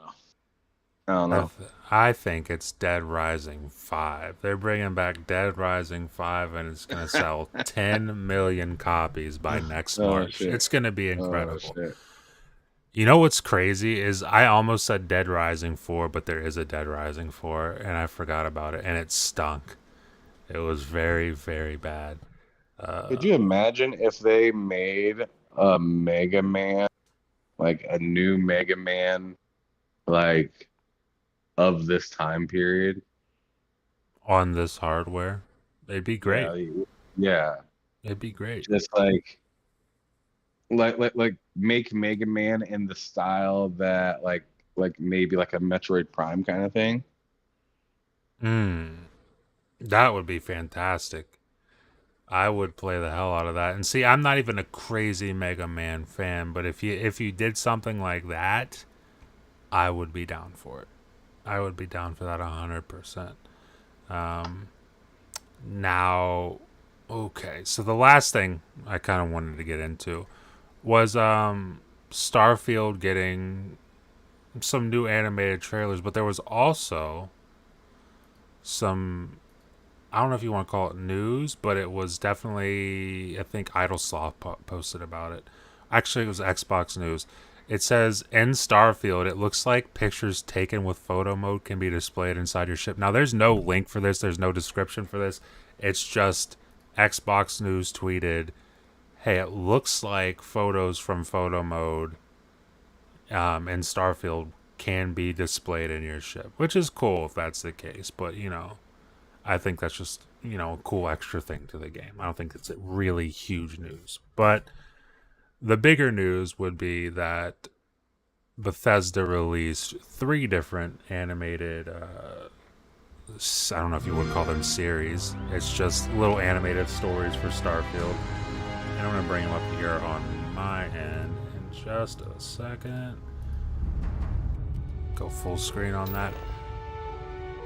They actually eat that for you guys. But yeah, they brought these 3 different stories animated to I guess the Starfield hype cycle. We are only just a little bit over a month away from this game launching in early access, which man, it's nuts. We're so close to this game. We're so close, and I cannot wait. But yeah, we've got 3 different stories here. This first one that I'm showing, actually, Ham, do you think I should play the audio on this and let him actually hear the whole thing? Isn't it just music? It is really just music. That's kind of why I turned it down. Like I wouldn't risk getting like a copyright strike. Oh, Just music. good looking out. Good looking out, actually. But yeah, this first one here, we've got this guy coming from, we're not entirely sure, but he's enlisting himself into the Vanguard. And he kind of just becomes a badass, which is pretty dope to see. The animation's also really, really dope. But yeah, this is really just stuff to get you more hype for Starfield. You said this was the one that you watched, Ham, right? Correct. Yeah. Yeah. It is. So what are your thoughts on this whole, first of all, the marketing tactic of animation? Because Bethesda's never done this for any game they've released. They've never released like an animated short series of videos. Yeah, it's very Halo-esque of them, right? It kind of is. It kind of is, actually. Kind of like they almost like partnered up with like a team at 343 or something like that and said like, how would you guys roll in the sense of like marketing? Because I feel like if Halo's been decent at anything, it's been marketing. I feel like Halo could market itself pretty easily. Oh yeah. Pretty well. Oh yeah. As for Bethesda games, they don't do shit for marketing. Yeah. Huh. So like seeing this specific type of story, and as you said, there's a couple more, correct? Yep. There's 2 more. In my opinion, seeing these are showing you like dynamics or directions in which you choose or a person can choose to go. Mm-hmm. And possibly people you meet throughout the story that got to, and I don't know if this is true or not, but I'm reaching right here because I don't know what this is. Yeah. But maybe these are people that you'll meet within the, giving you background of how they got there, so when you run into them, they're like, oh shit. Mm-hmm. Which would be insane. That's what I was thinking. Because I'm just thinking like, yo, like that's something that's like rarely done in video games, and that's one of the things. And here's I'm gonna bring a game that you don't really like to the table, but Ark Survival Evolved. This first Ark game was really a lot of people don't know the story behind that. And it's really hard to understand even when you try to put it together. But once you kind of get it kind of put together, and then you realize what it is, and then you go into Arc 2, It's very structured, kind of like Titanfall, where Titanfall's first game was like more or less just online, but there's some Yeah. story elements sprinkled in, to where Titanfall 2 was just like, now there's some background here and there. Now you're finally putting it together yourself. I feel like Starfield could, if my estimation is correct, Starfield is doing what these video games did using a video game. Mhm. Instead, now they're giving you some sort of lead up of, here's a direction from this angle, here's a direction from that angle here. And these guys work at these different areas, right? This person's in the vanguard. He started out nervous, busted ass, ended up being a badass. Mhm. And maybe you bump into him in the game and you already have feeling for this person, possibly, if you followed this close enough. So then Yeah. when you get into the game and, if you end up, having to hand taken care of, you, you can no longer live or something like that. It's crazy to add up your story and how that was built and how he carried on. Yeah. Now, that would possibly make things difficult then to make a sequel with any of these characters, because this is an True. RPG True. from Bethesda, which anything can happen. That's So, true. I mean, that was a lot, but that's kind of No, what I it's all think good. this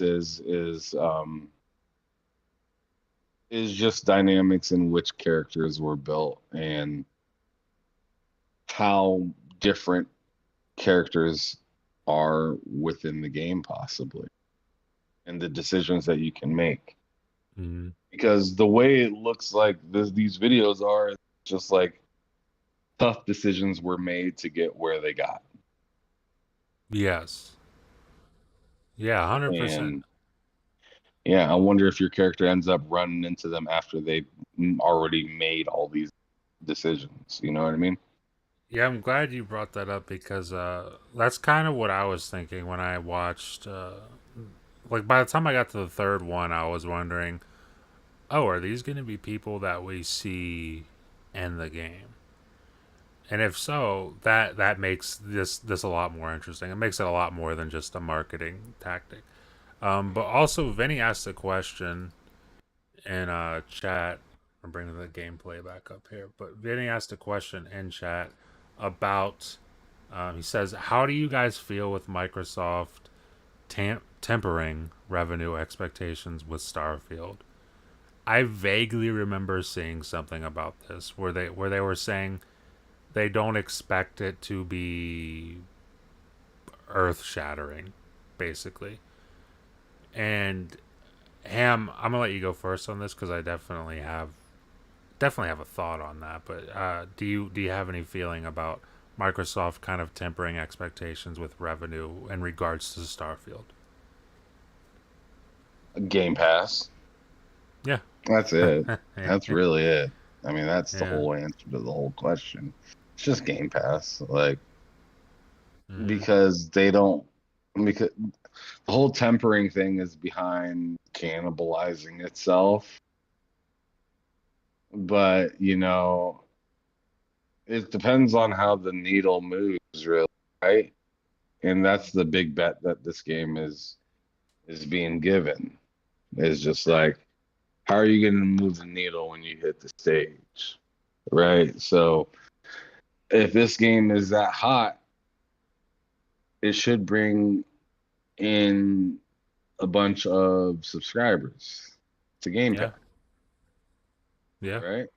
Because everybody is. I mean, let's be realistic. A lot of us are trying to save a dollar, and if we hear about a service like this, we'll take advantage of it. Um,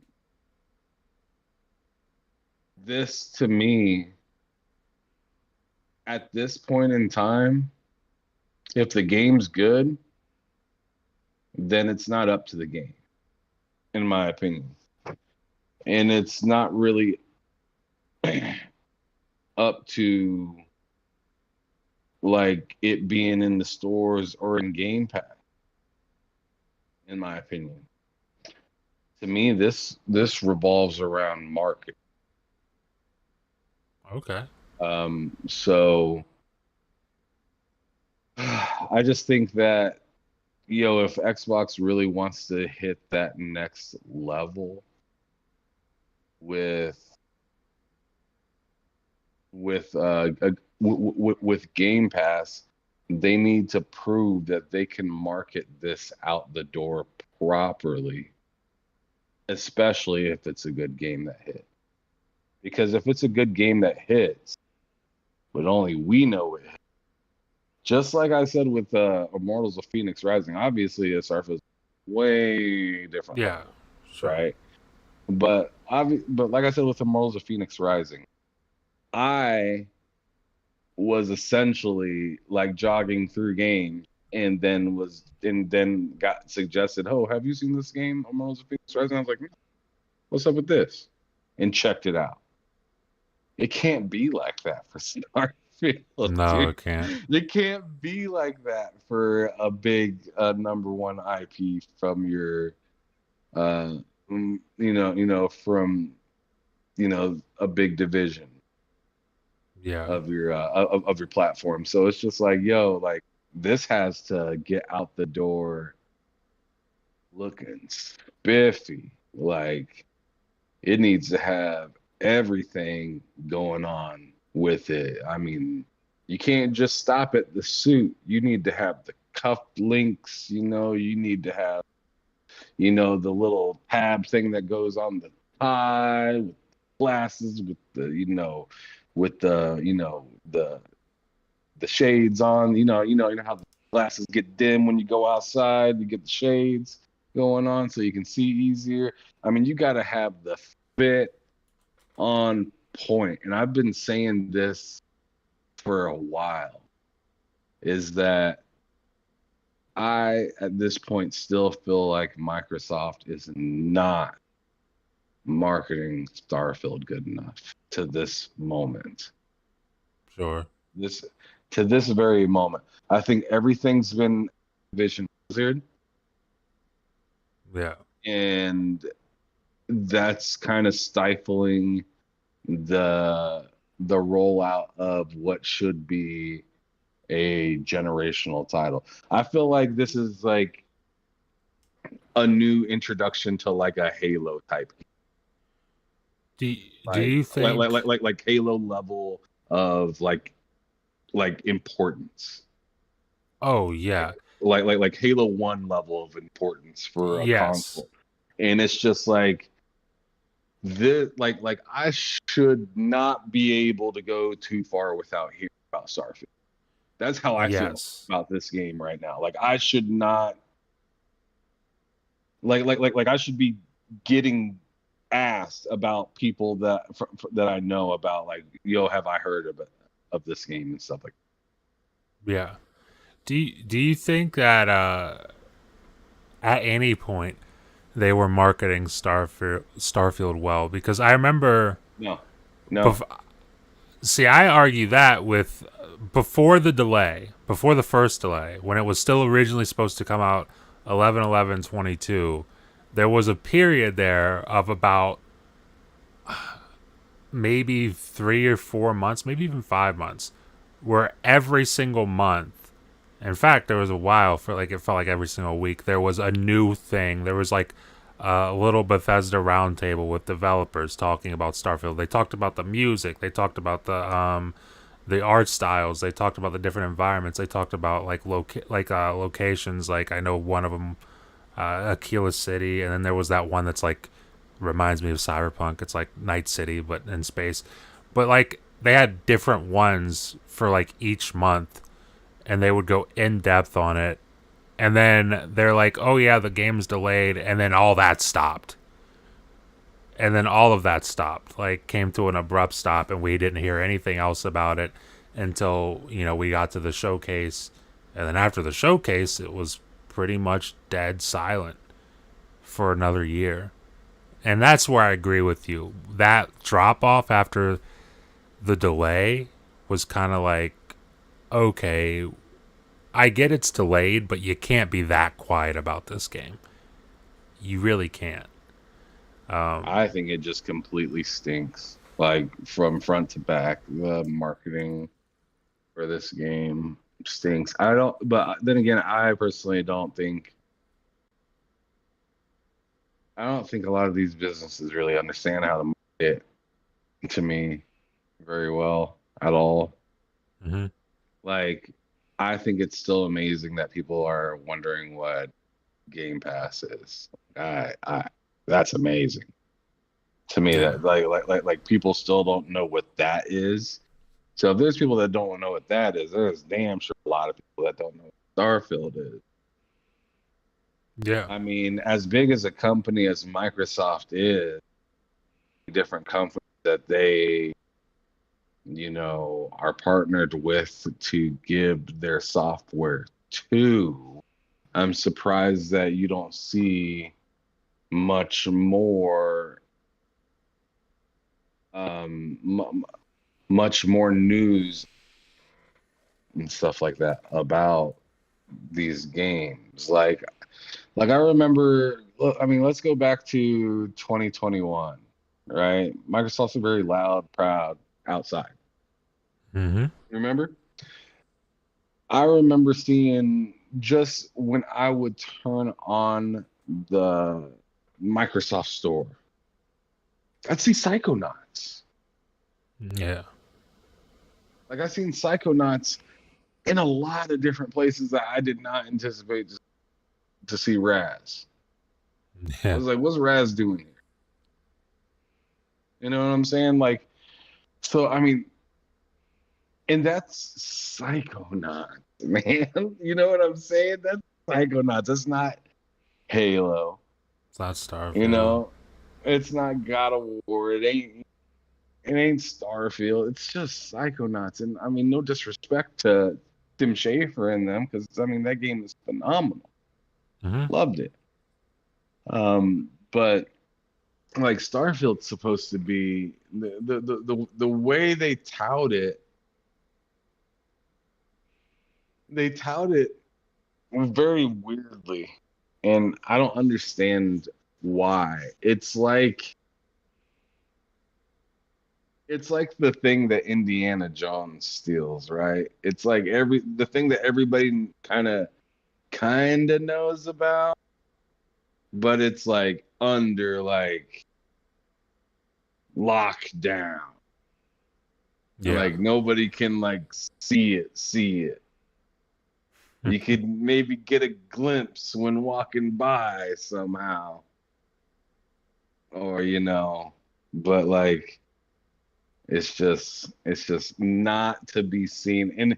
And the strategy is weird because it seems like they're strategizing to market it after or lean on the fans to market the game for them, and I'm not feeling that because when we're marketing like one game at a time, right, as fans, sure, but like all Microsoft is just doing is just saying Game Pass. Anybody want Game Pass? And Yeah. it's just like, no, that's not how you do it. You're not the ice cream man, dude. You can't just go around just playing a song that says Game Pass. Anybody want Game?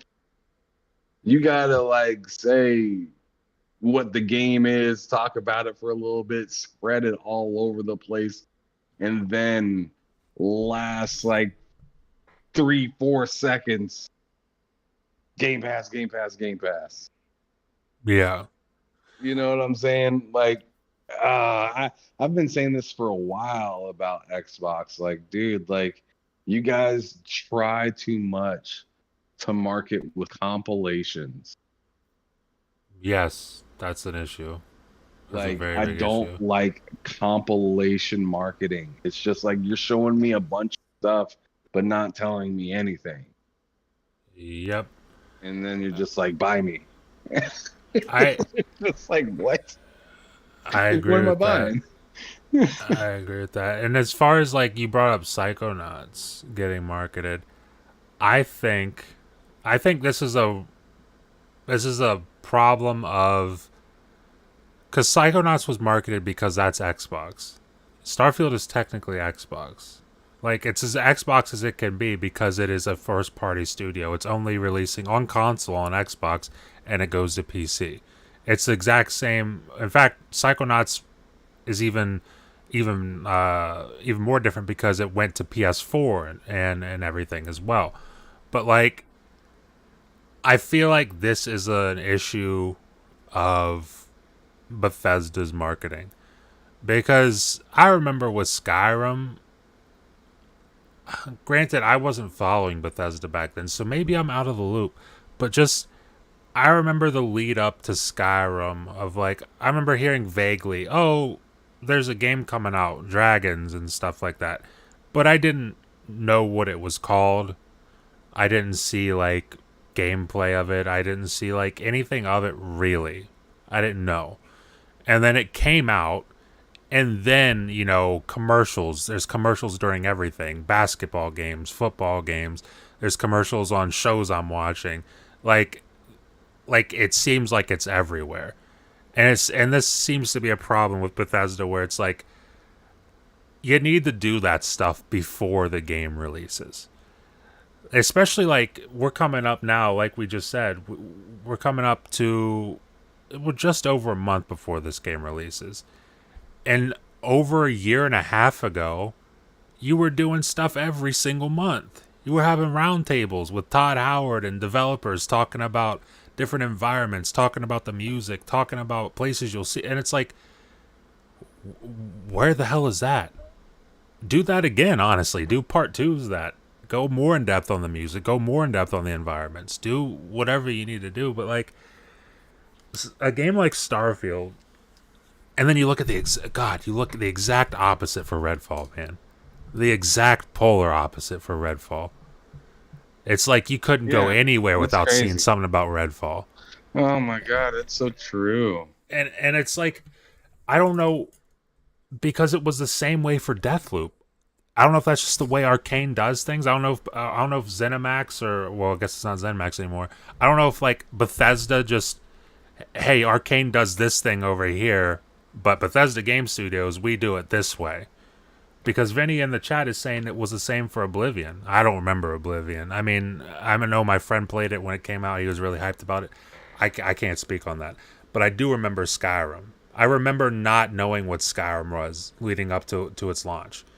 And only playing it because I saw dragons and I saw some gameplay like a month or two after it released. I saw some gameplay. I was like, that looks pretty cool. And I gave it a shot. Turns out it's the fucking greatest game ever made, in my opinion.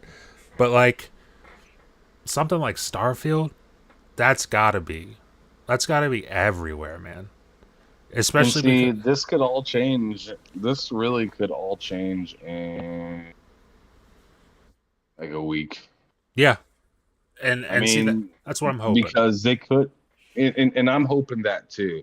Yeah, But like, I'm thinking it could be like just like one of those things where it's just like they waited all the way up until like a month for like literally 30 days before the game's launching, and then they're just gonna push some sort of like intense marketing campaign, which could very well happen. I would really like to see. yeah. I mean, I would certainly hope so. There's got to I be mean, some this sort of marketing what we were just looking at could have been the beginning. start of Yeah, that marketing campaign that starts to like because maybe they couldn't show so much because what they wanted to show was things that would lead you into knowing part of the game or part of the story behind the game. Like if what I was saying earlier is true, and we're watching people that we'll soon to become to connect with, that would have made no sense showing that last year, because we'd Yeah. just be sitting on that for a whole year. You know True. what I mean? True. So like now that it's getting closer to launch, little short, little biographies of these little people, or short like clips or whatever you want to call them, of these people, and then all of a sudden it's just like boom, we get in the game and we already know a little bit about this sucker, and now seeing came up, I'm a little into Vanguard. Tough. Oh yeah, Vanguard. It looks interesting, man. And I wonder if I think we already know the answer to this. Maybe I gotta rewatch some trailers. I wonder if that's something that we can actually join. I believe it is. I can't say for certain. I don't remember if that's a faction.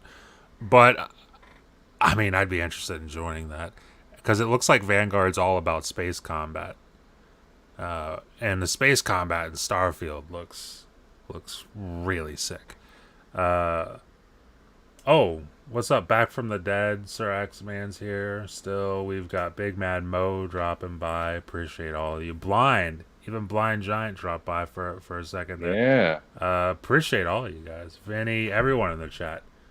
Nikita, Mike was here. I mean, this was a pretty active chat. It's much appreciated. Even Bill stopped by. My God, I didn't see Bill.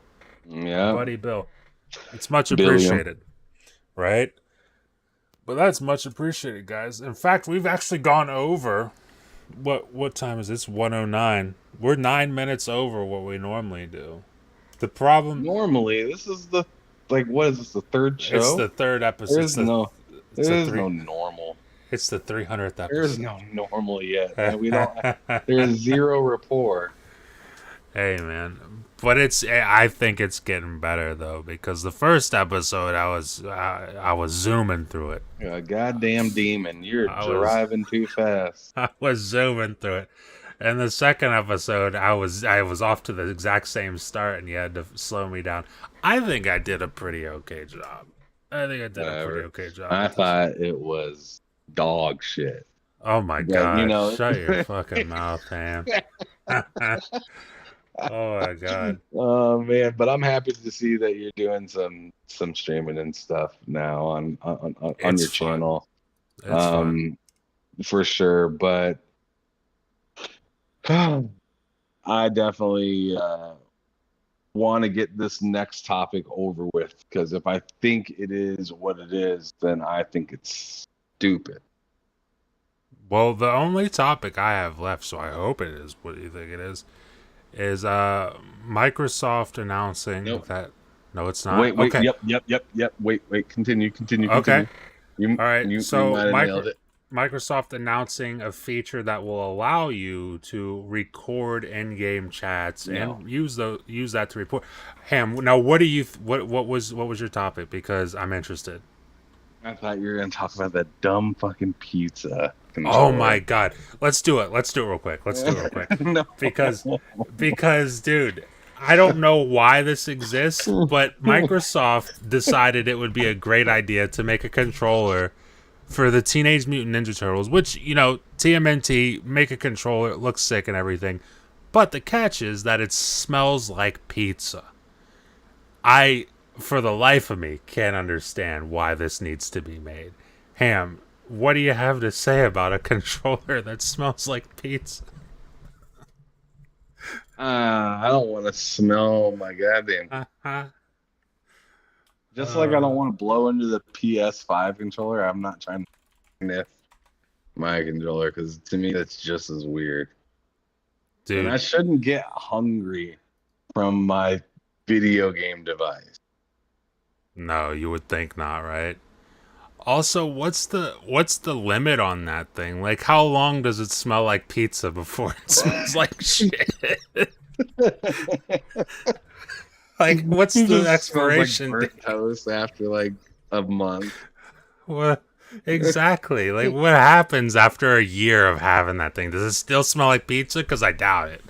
I doubt it. Yeah, I don't get it. It comes with pizza juice. Just to drip into it, you gotta keep it wet. They just covered it in grease from a Pizza Hut box. It's like, God, that's Oh man. disgusting. It But comes yeah, with scratch and sniff stickers. So you can forever smell like pizza. There you see, go. that's what I'm confused about. Is like, is this like a scratch and sniff situation somewhere on the controller, or is this just the whole damn controller smells like a pizza? Yeah, it just gets hot. Your controller just heats up. I can put it. You have to put it in the microwave to extract the smell. Oh man, I don't know. Apparently there's Yeah, I don't know either. I didn't like it. apparently there's a pizza in the. Yeah, did you just notice that? There's like Well, a pizza that looks like a goddamn cartridge. yeah, I saw that, but I thought it was just for like effect or something. Because I saw the other controller without the pizza. I'm like, oh, that's the normal one, obviously. I didn't imagine that, oh no, this controller just has a pizza in the back of it. It's like, so. Oh my god, and then the photo. I'm bringing this up on stream. Real quick. I don't know why you don't have it up already. I'm sitting here looking at it. Well, this is the first thing you're gonna see, and it's a young woman sniffing this Xbox control. This Xbox controller. What? She's just giving this Xbox controller a sniff, and I don't know. I just don't get it, quite frankly. Happening? I just don't get it. I don't know. What is so seductive? What is happening? what is that what is that pizza made out of, by the way? I'm sorry. Like, is that pizza made out of plastic, or is it some sort of material? Because I don't know how you make plastic smell like pizza. I don't know what's in it. What's in it that's gonna kill me that you use to make it smell like pizza? I just got all these fumes coming out of this controller. Oh god. Like pizza. Oh man. Oh man, I'm glad you brought this up. I'm glad you brought this up because that was fantastic. It was terrible. That's really good, actually. My goodness. This is the worst 1 minute read that you should read it. You should read the article. Okay, well, this one's from Console Creators, but didn't Xbox Wire do one? I thought so, but I don't know. Here, what I'm gonna do? Screw it. I'm just gonna look it up. The link that you gave me. Oh yeah, the link I gave you was the one for Console Creatures. I mean, you gotta read an article like that because there needs to be context for what this is. Okay, and this article is very short, so we'll get through this one. But the headline: Xbox wants to give you a pizza-scented Xbox and Teenage Mutant Ninja Turtle Mutant Mayhem controller. It says, with Paramount Pictures TMNT Mutant Mayhem releasing in theaters in a week, we're seeing... Oh my god, that comes out in a week? Good lord. I remember when they first revealed that. It felt like not very long ago. We're seeing some fun and exciting collaborations. This one from Xbox in particular stands out for being one of the coolest, but also weirdest crossovers, though as Microsoft aims to catch you off guard hungry so you can order pizza. What the hell is happening? You can catch you off guard. You can oh shit. You can enter to win one of 4 exclusive and unique ooze green Xbox wireless controllers that do more than look good. According to a press release, these Xbox controllers are designed to deliver the smell of pizza to you with a built-in scent diffuser shaped like a slice of pizza. So that thing's a scent diffuser. So what? No, all right. So time out. So you have to enter to win this. You can't just buy it. No, I can't imagine these are in production. These can't be in production. I mean, that's a good thing because I tell you what, if I went to GameStop and just I'd be walking right the fuck by. But what's even crazier is about built-in scent diffusers shaped like a slice of pizza, and it looks like the scent diffuser, like if the original picture, if you kind of zoom in, it looks like you could see like how much might be in it or something like that, or is it like in like the pepperoni? I Oh, don't know. it's like what happens because a scent diffuser runs out of scent. So it's like, are they gonna sell refills for this, or is it just like you It get that scent sounds one like time? it. I don't know. Like it looks like there's a top. Like if you look closely at that and you Let's look see if at I can the bring this top up. of the crust of the controller, um, you'll see you'll see like a nozzle. Oh yeah, you're right. I do see that. And I I'm brought. thinking that you put the juice, like I told you, it's juice. They're getting you with the juice, and you're just gonna be sniffing pizza juice. That's disgusting. I don't know. I don't know why this I needs wonder to who's exist. gonna eat it, because there's gonna be some kid that's gonna be like, he's gonna take a taste of juice. You think someone's gonna buy that controller not even to play games, but because they want to smell a pizza?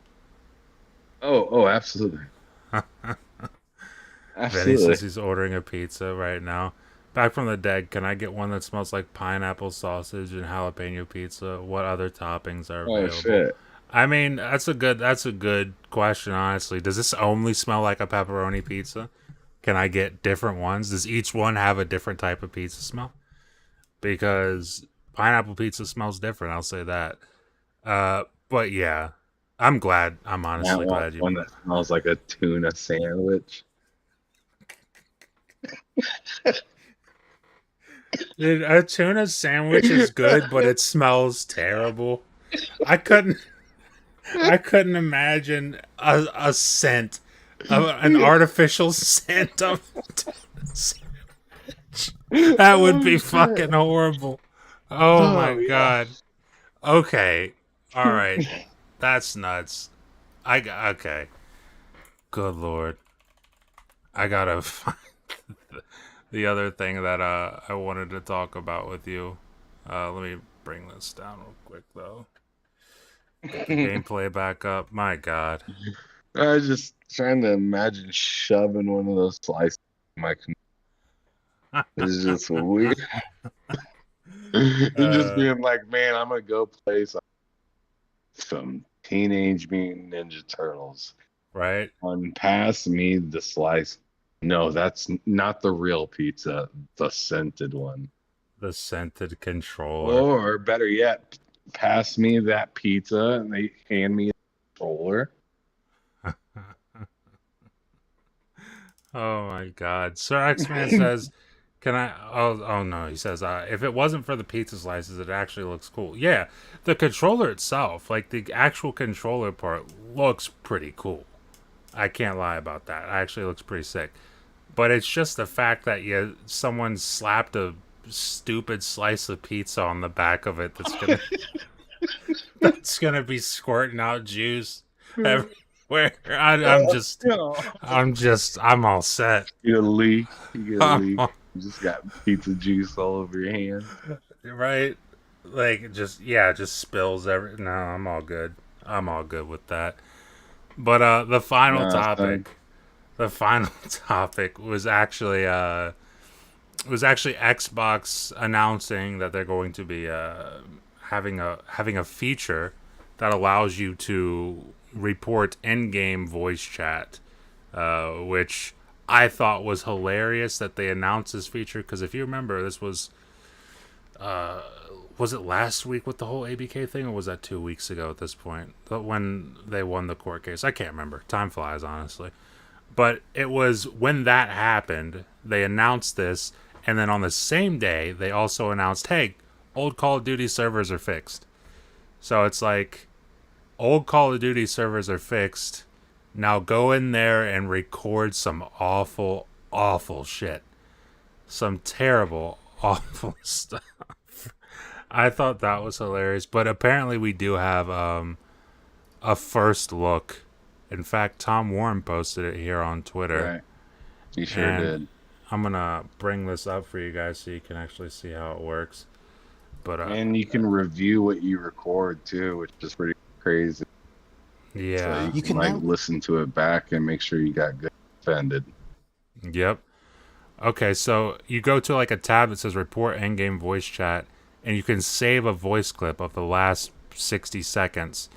And it allows you to have 24 hours to review the clip, but you can review your saved clips and everything. It is, I don't know. I want to ask you, how do you feel about this? Because I'm not even sure we talked about this on Bullsitting, or maybe we did, and I just don't remember it. But how do you feel about them allowing folks to record and report in-game voice chat? I don't care, to be honest, because I'm never saying anything in a game chat like that. Like even in a party chat, I'm not saying anything that's like offensive Yeah. to people. So it's just like, I mean, this is just another monitoring technique for the internet. And it's, in my opinion, I don't like it. But at the same time, it's just like, yo, stink. So like, this is where we are. You know, that's where I'm at. It's just like one more step towards,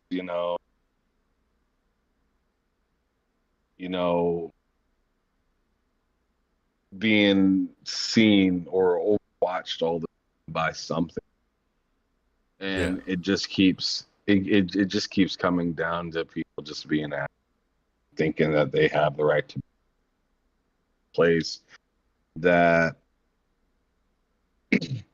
a place that advertises the ability to do and say whatever you want, which people here say and do whatever and they're like, I'm gonna double down and say some really terrible shit because I can. And it's just like, dude, when you do that, when you prove how much freedom, times you end up creating like the opposite of freedom, because you end up beating so many people over the head with it that is then you end up getting monitored, and it's just like, yeah, you're still free, but you're not free to fuck here. Yeah. You're free to go somewhere else. You're free to get the fuck out. So I mean, I don't like this new option, but then again, it's like I like it too, if that makes any sense. Because it's just like, I don't like it because it's another breach, but I like it because it's just like, maybe this will shoe some, or at least give them some act right. You know what I'm saying? Like, goddamn, like it's clear as day. I mean, I played Call of Duty during the Modern Warfare time. Black Ops and the Halo days, and the early Madden days and stuff like that, where you be playing with somebody and they're competitive, but their only way to compete is to try to get to your head by saying terrible things. And it's just like, yo, like, you brought this upon yourself. Like they're not doing it just to do it, because they decided to do it now. You know what I'm saying? After the fact, and that's when most things get made, due to a reaction. So is the reaction, and it stinks, but hopefully some people feel more comfortable, because whether certain issues get solved or not, the opportunity to speak, or at least feel like you're sending out something that may help the issue, does feel good. So I'm sure some of the people that actually get offended and they send these reports, they're going to feel good that something like this was available for them at this moment, because what they may have went through was maybe really embarrassing or something like that, you know? Sure. I mean, who knows, man? You could be sitting there playing with your folks, playing with your family, playing with your dad, or playing with your moms, or somebody coming to the space, throwing N bombs everywhere. Yeah. Somebody to gaming. So, I mean, that's a cool feature that you could even show off to them and be like, "Yo, he's toxic as hell. We finna get him out. Get him out. Finna get him out of here." Yeah. So Back from the Dead, in fact, Sergeant Stone Gaming also has some opinions on this as well. Back from the Dead says, the problem I see is you're talking to your friends in a party and they're fine with your language. One of their friends can come in and report you if they get offended. From what I understand from It's Back not from the in Dead, parties though. yeah, it's not in party chat. This is only in-game voice chat. So now I could see you would have a point, like you got a huge lobby, a huge squad of folks going into a Call of Duty lobby or a Halo lobby or something. You get in there and you're making your normal jokes with your buddies and stuff, and some people hear that and they're like, "What the hell is going on here?" And they they just report you or something. But I feel like I'm kind of with Ham on this, where it's like, I don't love the fact that, hey, now you can just record anybody. At the same time, though, for what this should be used for, keywords being should, I think it's good. Right. I think it's good. I think it's kind of A logical. good idea on the surface. Yeah, it's very logical to just kind of try to keep people in check and be like, hey, don't be an asshole who's like racist or whatever, homophobic, whatever you want to say. Don't just be an asshole online in voice chats, It's a good idea for trying to keep people in check for that. Now, how people use it, how strict they are, like what can you send them to where it's like, okay, this person is now, I don't know, banned for a week or whatever. It's like, what are the limits on that? We don't know yet. We're gonna find out. But I'm with him. I think it's bad. I think it's also good, and hopefully it turns out to be more good than bad.